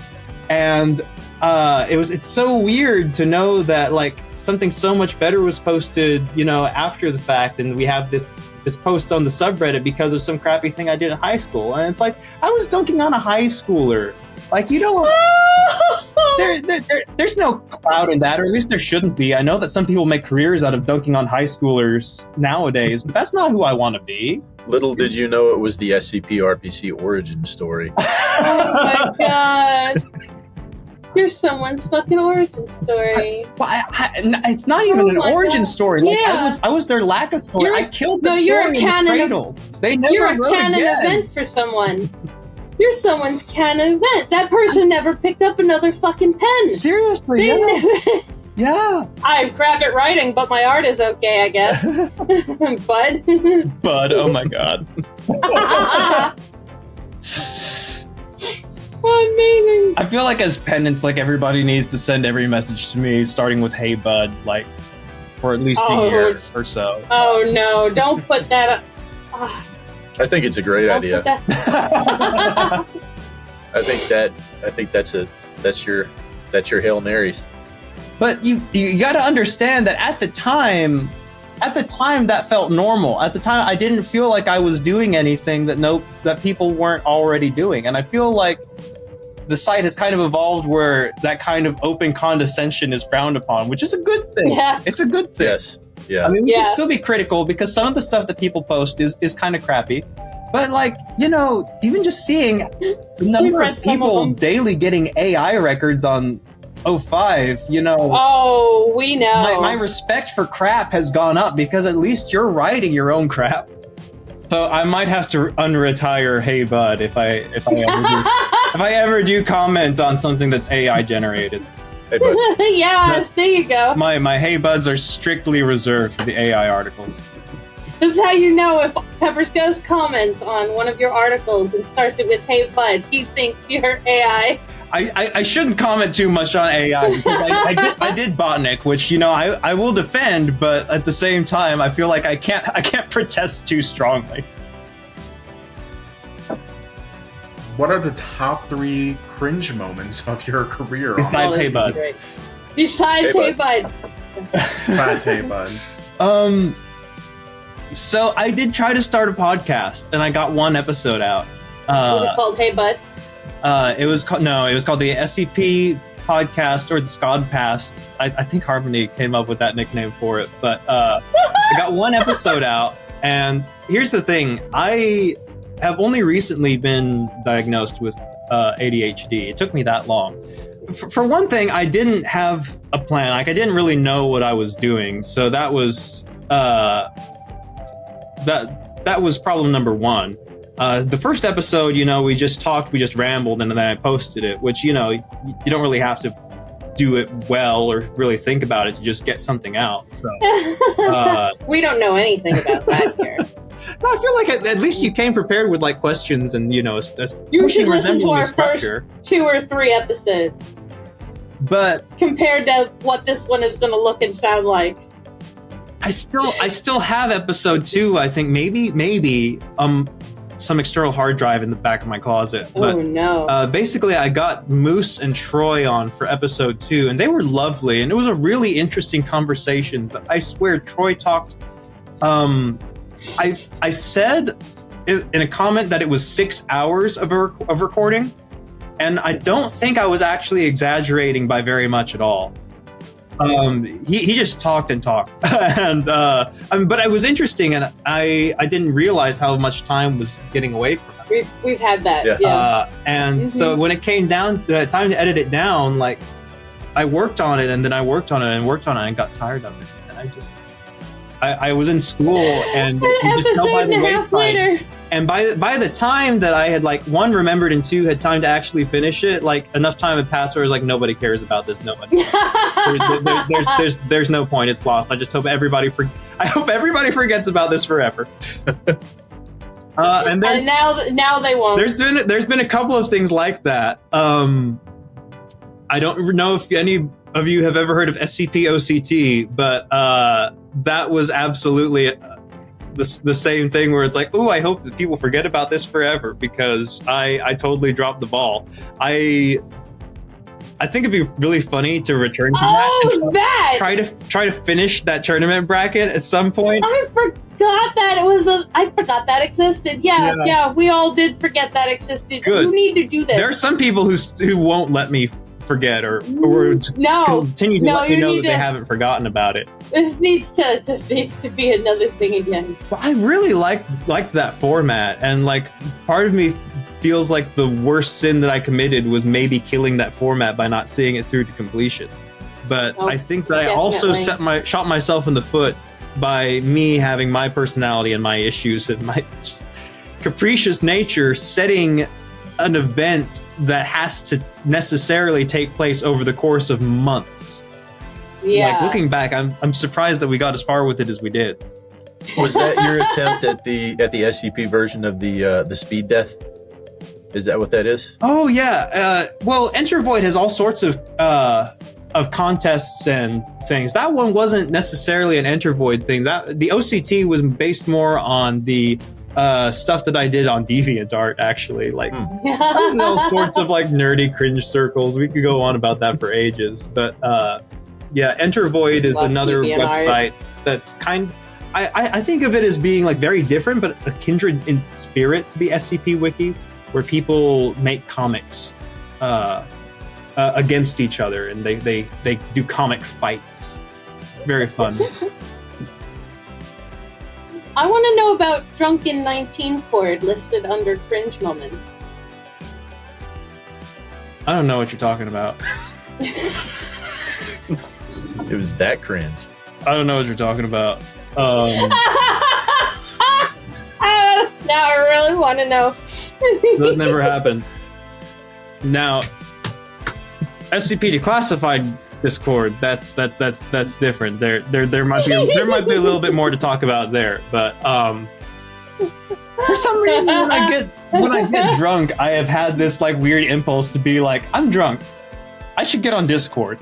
I should be social now. I should talk to SCP people. Oh no! Oh, amazing! Love it. I don't do that anymore. This is something that Kelsey and I talked about a little yesterday, and it really ties deeply into the "Hey Bud" comment that I left on the Curious Wanderer's old post. I have really been struggling to reckon with having been around here for so long.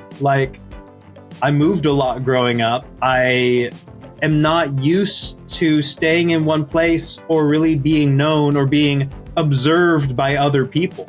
I compared writing things to the poem I shot an arrow into the air, because that's really what it feels like. It feels like I am just this anonymous figure casting this thing into oblivion. It's going to land miles and miles away and nobody's going to know who ever shot it. So it's really weird when I like show up in Discord and people like recognize my username, or like when you say that 4000 is one of the first things that you've ever read and like one of like the big influential things that has spawned all this other work. Like that's it's like, very gratifying, but it's also very strange, and it's hard to reconcile with my idea of myself, because I feel like if I ever started to try to like think of myself as a big deal because of SCP, it would be like the biggest joke ever. Like this is such a small niche community, but at the same time, I can't discount the things that I've made. Some of it's mattered to some people. Yeah, and that's a big thing with a.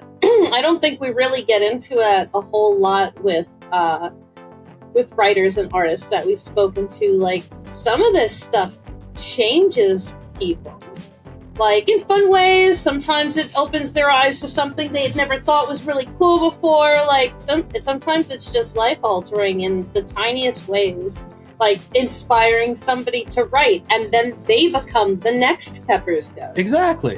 Like there have been people who have started out saying like, I'm such a big fan of yours, and they've gone on to make like their own legacies and do like really big crazy stuff that there's some people, some of them maybe have more of a name recognition than I do in some circles, especially like newer authors. But it's difficult for me to try to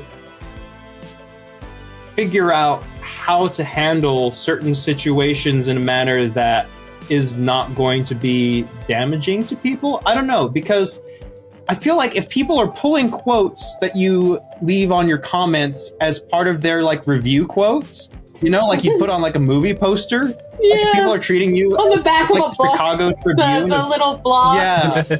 Like if they're plugging with pull quotes by PeppersGhost, imagine. Then how do I feel when I leave a negative comment? You turn over a book to look at the comments, New York Times, whatever. PeppersGhost, hey bud. It's like Stephen King flips over his newest work, and all of his hey bud is one of the fucking blurbs. It's bad enough when it's somebody that other people respect, or it's bad enough when it's just a stranger or nobody. But if it's somebody that like you look up to, if you're one of those people, one of those masochists who clicks to see who upvoted and who downvoted, and you see you got the PeppersGhost downvote, it's like, man, I don't want to be a coward or like show a lack of integrity by not wanting to be negative, but at the same time, it's like, man, if somebody gives me like the power to like make or break them, then like I don't want to break them. I'm a very soft person. Like that's my actual. Please don't touch me. That's my actual opinion on WRATHCON, which is I am fine with other people doing it if they'd enjoy it, but I'm a soft person as to the extent where I wouldn't want to win because I would feel bad if somebody's stuff was deleted in favor of mine. I'd also feel bad if my stuff was deleted, but it's just a lose-lose situation, Yeah, if you were so good that we lost the next generation of amazing things we can't ever fucking read again, and it is your fault specifically. Hey, bud. But at the same time, we can't always pull our punches, and I probably will continue to leave like some negative feedback. I'm definitely probably going to overthink about it and like maybe regret it later. But oh yes, of course. Well, that's kind of one of the things we talked about was do you feel like with that name recognition, and when somebody goes and looks at their upvotes and downvotes and sees the PeppersGhost downvote, like is there the sort of internal obligation to leave that feedback of, okay, I'm not just, I didn't like it, like is that enough, or does it feel like I need to go and tell like I didn't like this and I think you could do this better, and actually give them the constructive criticism? So I don't think that people who downvote are obligated to leave a comment about why. Maybe if somebody's getting majority downvotes, like they're past deletion threshold and they just straight up don't know why or what they did wrong, then like, yeah, okay. Somebody at some point needs to tell them why, and so they can do better. We saw that because we saw that in AHT too, like people getting massive amounts of downvotes and nobody commenting why. And I mean, a lot of it was because of vote manipulation, but allegedly. Yeah, allegedly. Well, not to make people even more self-conscious than they already are, but it seems like the majority of the time when nobody's leaving a comment about why something is deletion threshold, it's because the only thing that you could do is kind of gesture at the whole thing. Because it's much easier to pick out a specific thing to change than just be like, scrap the whole thing. Yeah, just toss the whole thing, come back next month. But for the most part, when I downvote something or when anybody downvotes anything, I assume that the default stance that they have is, it didn't work for me, I didn't like it. And if they have a specific thing that they want to call out, then they would comment about it, because that's just how SCP users are. You know, they if they have a specific opinion, they like to make it known most of the time. Yep. Vast majority of the time. Hear me, bud. Yep. There's an interesting culture. We could fill another 2 hours just talking about critique culture in general and like negative comments, downvotes, and all of that. And it's still down to how I'm feeling today. Like, I'm always going to be like self-conscious or thinking about, you know, the ramifications of my words, but I'm also going to just say how I feel, because that's how I tend to be. And if I'm going to be honest, a lot of the stuff that I read, I don't vote on. Ooh. So for 1,000 years, because of the process of being granted an account, I didn't vote on anything for years because I didn't have a wiki account. And then finally went, all right, you know what, I'm just gonna fucking do this, and then I'm gonna wait to be approved and blah. But you know, I'm like, oh, I can't upvote unless I do this, and that 10 minutes of work was too much for me to care about. Like, all right, then I don't have to vote on it, it's fine. But years worth of not voting on anything simply because it was just those extra steps where, like, I'm just sitting here reading. I don't really want to get up, go to my computer, try and make an account for something just so I can upvote on this one story right now. Yeah. Okay, if there are any Cassies out there, you have to know. I want you to listen very carefully. You have to upvote. Yes. We need it. Yes. People keep writing because of upvotes. And I mean, it's kind of messed up that that's how it's like, but at the end of the day, you want to know that people are reading, and that, you know, if I'm going to be casting an arrow in the air, I want it to hit somebody. You know, like at a certain point, I'm going to get tired of, you know, slinging these arrows if I feel like nobody's going to listen. Yeah. SCP authors are like upvote pixies. They die if they don't get them. Clap or upvote. That's it. Like I write for myself, yes, but it is the encouragement of other people that has led me to keep writing. So I don't actually mean to like disrespect you or chastise you for not upvoting, not in a serious way. But I do think that it makes a difference for people to let them know that your work has an effect, or even if that effect is just, you know, it's something. Yeah. I kind of do the same thing. I'll upvote if I really, really like it, or I'll downvote if I really, really don't. Like, I kind of take the Grigori Karpin philosophy on downvoting. Like, I should only downvote if I really believe this shouldn't exist. There we go.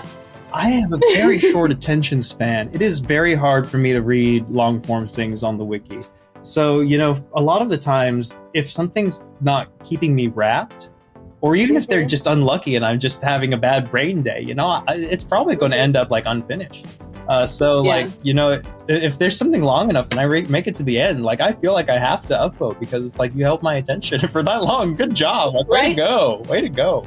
I learned the hard way with no sleep on how to stay engaged in a long form short story engagement period, because some of those stories, like really famous one, like the Left Right story and Verasta, were episodes and they were fucking mini novels in a post, and you would have to wait for the next one to come out, and like I'm halfway through this fucking thing now. I have to wait for the next one. Did you know if Channel Zero got a 5th season, they were going to do the Left-Right game? Oh shit. What? No.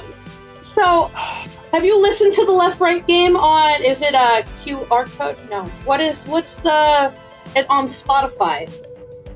Have you listened to the... I haven't listened to anything Left-Right game. You haven't? Okay, well... I've read the story, but I haven't listened. No, so, for both Baraska and the Left-Right games specifically, there were fully voice-acted online non-visual books, acting shows, things, Audio play. whatever their audio, and they're fully fleshed out worlds, and they're perfect. And I can't tell you how many times I've listened to Baraska finally got its 2nd season after a while to finish us up, and the Left Right game has just been out for a long time, and they're both really good. But to hold my like, I can go and I can read everything under a specific canon in SCP, but like I have to go, like I have to hunt for them, and I have to want to do it, and I have to hope for the best. But if I'm just reading this one author, and this is their world and their story, and I'm stuck in 1976 through this one person, then I'm going to read the whole damn thing if I like it. But if I get halfway through it, nah. I'll have to look that up. That's cool. Yeah, no, definitely. Just go on Spotify and type in the Left Right game. It'll show To up. fill the Channel Zero void. Yes. R.I.P. Nolan, you want to take us in the mail? Sure, do we have any mail? Woo! Hey, everyone. Since Kelsey was hostile last time, me? No, never. I'll keep this toned down and short. Favorite Dr. Wondertainment product? Peace out. Holla. What did you do that was hostile? I said fuck this you. time. Oh, okay, well, that's fair. Yeah, just a simple fuck you. So I fuck you'd several times to several different people in this show alone. So yeah, that's fair. 20 years in the military. That's how we say I love you. You gotta understand. I do not The love context. the Rubber and Dr. Bob. Aw. When I say fuck you, it does not mean I love you. There's tone, there's inflection. Anyway, I do not love thee, Dr. Bob. The reason No. why I cannot fob. Nice. Dr. Wondertainment, confession to make, is probably one of, if not my least favorite GOI. Just not into the Wondertainment, but there is one. It's a critter profile that was written for the what was it? The War on All Fronts critter profile, Cappy. And Cappy is a you remember having those little capsule dinosaurs or whatever, like they would come in like pill capsules, and you put it in water and it dissolves the thing and it turns into this foam creature. So Cappy is one of those, except it is like a Godzilla-sized love it. creature that came out of a little capsule that got tossed into a bathtub or something. So that's fantastic. yeah, that would be my favorite Wondertainment. No, I think it's for me, for Wondertainment stuff, I'm not big on fantasy. And Dr. Wondertainment stuff always seems too much like fantasy, I think, for me. Like, it's not that it's, I don't know if frivolous is the right word. It's too much of all those little things that are fantasy. The whimsy is laid on way too thick with Wondertainment. Yeah, like, there's some cool shit. Like, there are some moments where it comes up in GOIs clashing in different areas, and certain things that show up in certain areas as a known product of this. The little misters, there being an endless supply of different misters is funny. I'm not going to read them all, but I think it's pretty cute. I like the little misters, but I always thought it was so funny and so strange when they made the leap from this guy makes toys to this guy makes men. For children, presumably. It was just such a strange, a strange leap. Not just a one-off leap, but a leap that they decided to commit to for like 20 more SCPs. How many of them are actually finished? They finished the original list because it was kind of a genius thing, because the first person to do a Little Mister like included that list with all the different names of Little Misters. And I guess it's not obvious if you look at it now and all the names are like red links. But originally they just dropped the names and were like, yeah, I see you can write this if you want, and then people would fill them in. Huh.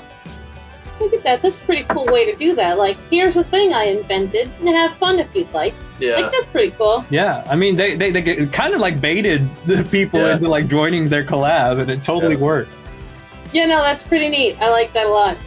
I feel like people don't talk about Cryogen Chaos enough for starting Wondertainment with the paper, like the paper that comes alive when you fold it into origami.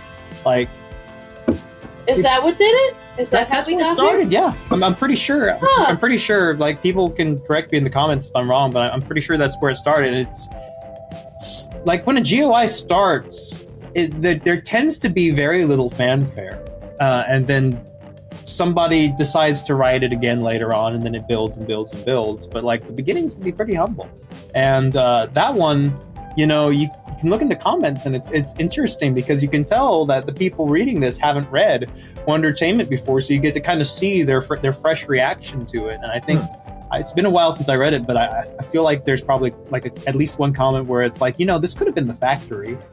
You didn't have to put a new brand on this.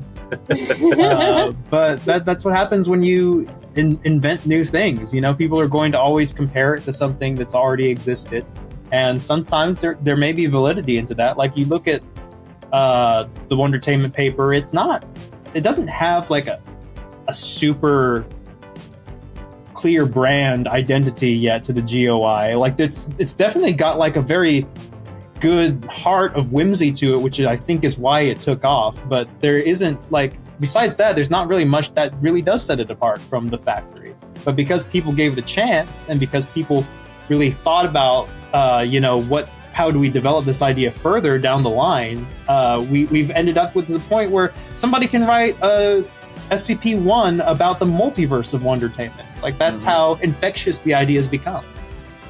Yeah. What are you digging from Wondertainment there, Nolan? I'm just not into it. Yeah.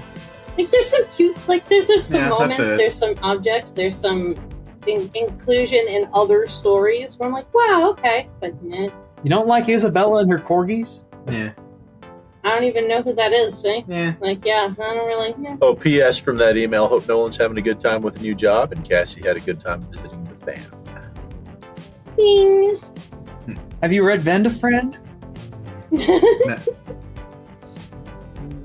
No. You guys are killing me. I I'm such a snob when it comes to things that I have read during the periods where I was active. And then, like, if you guys brought up something during a period where it's like I wasn't around, then I'd just be like, oh, well, yeah, that was good, I guess. Yeah, oh yeah, Harry Blank. Yeah, no, he's... Seems like a really great guy, eh? Hey. There's no shade on him. I just haven't read his backlog yet. I swear I'll get to it at some point. One day you should read it, at least a couple. It's at the point where it's like I don't want to read anything new that he puts out because I feel like I have to start at the beginning. Don't do that to yourself. This might be a twofold one, because this is actually just like reference, and I really want to do the full thing. Get it? But from Twitter, Fern says, SCP Unredacted is a bitch-ass motherfucker. He pissed on my wife. Does anyone else get that reference? The only thing I could think of is maybe there was a jellyfish involved, but yeah, I've never met that one. Okay, so no one will ever understand that, Fern. this is a reference to a YouTube video that went kind of viral just because of how chaotic and insane it is. A fan dub of a Sonic the Hedgehog game, Sonic Adventure 2, where basically a bunch of friends just do a bunch of improv where they fan dub over cutscenes of the game. And there's one where one of the characters plays Dr. Eggman, and he just goes full fucking chaotic, like a whole ass monologue, and it's hilarious. And I kind of want to do this now because somebody out there will know this. And honestly, I think you guys will just get a laugh out of this. I've gone to make an announcement. Shadow the Hedgehog's a bitch ass motherfucker. He pissed on my fucking wife. That's right. He took out his hedgehog fucking willy dick and he pissed on my fucking wife. And he said his dick was this big. And I said, that's disgusting. So I'm making a call out post on my twitter.com. Shadow the Hedgehog, you got a small dick. It's the size of this walnut except way smaller. And guess what? Here's what my tongue looks like. That's right, baby. All points, no quills, no pillows. Look at that. It looks like 2 balls and a bomb. He fucked my wife, so guess what? I'm gonna fuck there. That's right, this is what you get. My super laser piss. Except I'm not gonna piss on the earth. I'm gonna go higher. I'm pissing on the moon. How do you like that, Obama? I pissed on the moon, you idiot. You have 23 hours before the piss droplets hit the fucking earth. Now get the fuck out of my sight before I piss on you too. Fern should have left that whole thing as a comment. Yeah, no, yeah. I don't think you can whole fit thing. It that would in be a Twitter. series of comments, but yeah, absolutely. Yeah, just a whole thread of stuff. I mean, all you need to do is replace the word echidna with anomalous, and like, there you go. Yeah. Well played, Nolan. Well played. Yeah. Oh my God. Yeah. I'm sending it in chat right now just so you guys can watch the I'm original not thing. going to be watching Incredible. that. I probably will. Yeah. And Going. That's what got Another- me. Yeah. another Twitter comment from the Snake Lord. Aha! Here. Meta SCPs are love, meta SCPs are life. I don't understand the meta SCP fascination, but I don't either.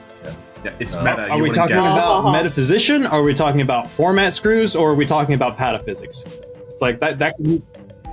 Yeah, we're just That's we're just so being meta. meta. it's meta. Yeah. Okay. Huga. I do want to Yes. include a bit of a plug at the end. If we're running long on time, then just cut some of my Toontown monologue because this is way more important. Plug away.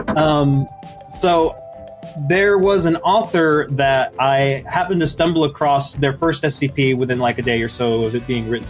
Because whenever I deign to descend upon the wiki to actually read shit, I tend to just click on some of the newest pages rather than like the top rated this month or whatever, because I don't know, it's just fun, especially to go in and like see if I enjoy it and see if it's written by somebody I've known or if it's a completely new person. And sometimes I get really surprised by, you know, the name that I discover when I scroll down to see who wrote it, because I expect, oh, this is by somebody who's established, has been doing this for ages, and it might be by a completely new person. So SCP 7971, I Have Made My Own Way by Cubeseer is my recommendation for you all. It is a first outing that I thought was really, really strong. Very confidently done, very like fully formed, and really affecting. Like I find myself still thinking about it. It was written a couple months ago. So it's one of those things where, you know, you can just stumble upon a hidden gem like right as it's unearthed. And that was what it felt like opening that page, like when it was brand new. And I was like, this is somebody that we need to watch. We should keep our eyes on. Ooh. Always SCP thrilling to see 7971. new talent emerge on the wiki. It's one of my favorite things. It's like trying to guess, like, okay, who's going to be, you know, the household name, you know, 5 years down the line. Maybe it's here. We when we were talking earlier about WRATHCON, when it came up before you got on. There's the idea of having, there's two future contest ideas that I really like, and one of them is anonymous. So no authors listed along with the article, but also the idea of no one being able to submit over a certain number of upvotes. Because like if you've got authors a who list, have over 500 upvotes, Yeah, authors if who have you've over got- 1,000. we have to come up with a simple way, like a con with no names or no big authors, as a way to, like, you know what? Let's give this whole round of applause to people we don't know. A Nonicon. A Nonicon. That's amazing. Fucking copyright that shit. A Nonicon is great. Yep. As much as I'd love to see that, we tried doing something kind of like that with Harbinger, and I'm pretty sure Stormbreath said, like, never again. Like, it was just, What is it? like, on the tech side of things, it was just such a headache.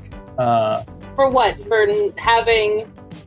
For posting everybody's SCPs under the community account. Yeah. There's the community or anonymous user. Well, there's got to be an easier way to do that. Like, there can't be a way to get around that Anonicon isn't 1, feasible. Anonicon 2, Anonicon 3. It's like Just the solve the problem. purge. Like, for this day, sock puppets are legal. Yeah, right? Just for this event. We need your That'd be firstborn wild. as collateral Suck to make puppet sure con. you don't fuck around. I personally like that other idea that you mentioned in our a contest with no big authors. Like, That has to happen. We're never going to find if nobody gives the time to smaller authors. we should have an annual newbie royale where you can't participate if you have an author page. That's my big pitch that I'm making right here. I right like now. that. It should be, No it should author be annual. page. Annual. We were doing they're still doing it, but for a little while I was involved on the Discord. There's a reading club, and the reading club this is specifically for low rated articles. You will never find them reading Rounderhouse. You will never find them reading Peppers big Ghost. names. Yes, right? Rounder catching strays Never. again. Okay, Rounder Right. kicked me out of the top 10. Did you guys see that? Was Yes. that you? He kicked me out of the top 10 during Pride Month. Like, Asshole! like, we can agree that that's problematic, right? Like, that feels kind of like, I don't want to say That's a hate crime. but I wouldn't. Maybe. Sounds like upvote manipulation to me. Hashtag cancel Rounderhouse? What? No? What? I think I saw somebody spraying that on Twitter. Like, Rounder homophobe, you know? Like, Rounderphobe!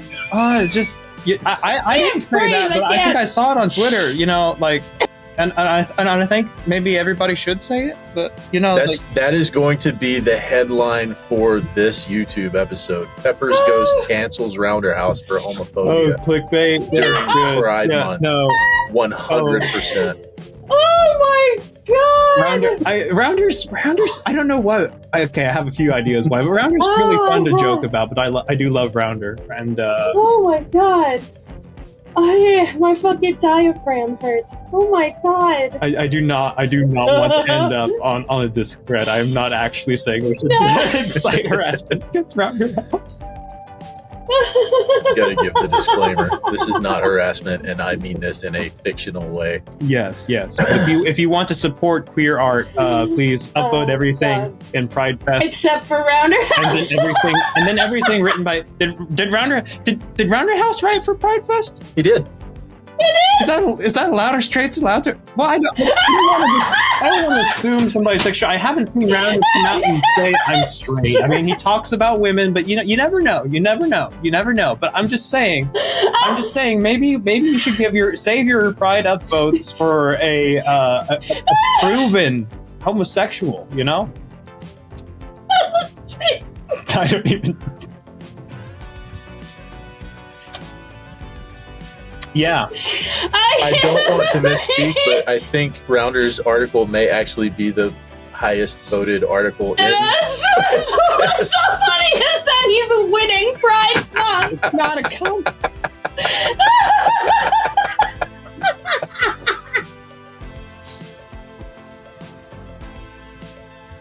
The most popular street we know is winning Pride Month. Okay, it's crazy because he's only a little bit older now than I was when I started on the wiki.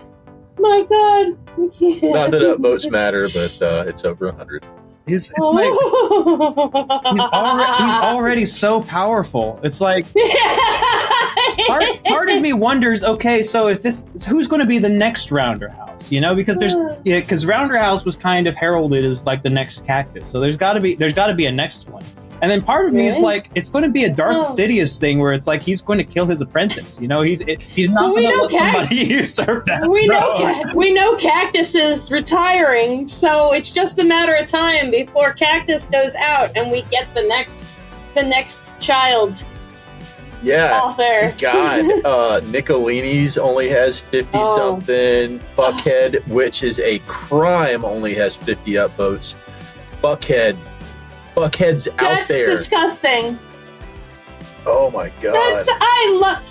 So for Pride Month, for what is PrideFest, PrideCon? What are we? Yeah, Pride it's not con. It's not PrideFest. Yeah, for PrideFest. Looking down this list of names, it is kind of a who's who. There's not a lot of unknown. Dr. Lilith Sophia, I don't really recognize. Diana Berry, Clacky 2000, and you're saying you don't recognize Diana Berry? I don't recognize Diana Berry. Didn't Diana Berry do just girly things? I don't recognize just girly things. You know? Yeah. Okay. But it's me being small about the, like 5 things that I have read. Okay. Yeah. But yeah, this is a big list of names. Aquarius, Fish to the 12th, Prismal. Prismal more than once. Rounder, Industry Standard, Prometheum, Ip, Ori, Anorak, Dr. Bleep, Diogenes, Uncle Nicolini, Fantem, Poofy Poofson. Like, these are, and maybe we recognize names more than other people recognize names, but I recognize almost all of these names. So get behind it. Get behind PrideFest. There's a lot of really good writing in here, and not just because of the names of the authors, but there's a really good content in here. Poofy's interesting because like they're one of the ones that kind of shot up while I wasn't looking. Like I showed up and I saw something that they wrote about the night radio station, and I thought it was nice, and like it could have been their first SCP for all I knew, but apparently it's like, oh, Poofy, everybody's talking about Poofy. Poofy's so hot right now. It's like, Poofy's so hot. It's just funny because you have these silly little names, but they're attached to real people. But I always wonder, like, okay, I'm going to show up 6 months from now, and everybody's going to be talking about like Schnorby. Yeah, Schnorby. Like who's not upvoting Schnorby these days? Like he won 9K and 10K. What are you talking about? Oh, SCP so fun. Well, that's all we have for this week. Nolan's hungry. Thank you all so much for joining us. Thanks to our patrons, Arsfel, Lack of Lepers, Ian Anderson, Evan McDonnell, and Oni Mask Productions for supporting us at patreon.com/SCP Weekly. Your support helps us keep the lights on. Thank you. Intro and outro music was caught you at the perfect time by Superintendent McCupcakes. Thanks to PeppersGhost for spending time with us. Thanks to our sponsor, Find Spiders by Dado. SCP Weekly is distributed by Smooth Cadence Productions. SCP Weekly is not affiliated with the SCP Foundation Wiki, and as such, the opinions presented in this program are our own and do not necessarily reflect those of the Wiki or its staff. Music is provided by Epidemic Sounds. Thanks for having me, guys. Thanks for coming on. Content relating to the SCP Foundation, including the SCP Foundation logo, is licensed under Creative Commons Sharealike 3.0, and all concepts originate from the SCP Wiki and its authors. This recording being derived from this content is also released under CC by SA 3.0. Until next time, I'm Kelson. I'm Cassie. And I'm PeppersGhost. And I'm Nolan, the K is silent. And this has been SCP Weekly. That's us doing these streets, diamonds on my feet, caught up in these talks, circling my head top. Should have been more cautious. Now I got what I wanted. Many I've been here before, made it out of 11 more. want it all. Listen up, I'm calling you. I need you to tell the truth. Remember when you wanted to. Remember that I said was you. Got you at the perfect time. I was watching it then. You know what you wanna do, but I can never be your friend. Got me being realized. Girl, you got me so blind. You know what you wanna do, so I can never be your friend. And the men don't we kinda turn around, eat your greens. When you fight, but you do real clean. Then you come to the bed and you love real dirty. It's everybody sweater drops, you're real keen. Bring it, let me get your juiciest piece. Can't remember when I've had the same please. The shops at the club never had no boundaries. How's it gonna be? You wanna eat these centipedes? Where we gonna go? You're gonna need these calories. Giving me a treat to refill these batteries. Then you only them on your knees, there's no way to dream. Ooh, it's sneaking up on you. There's nothing you can do. There's things about the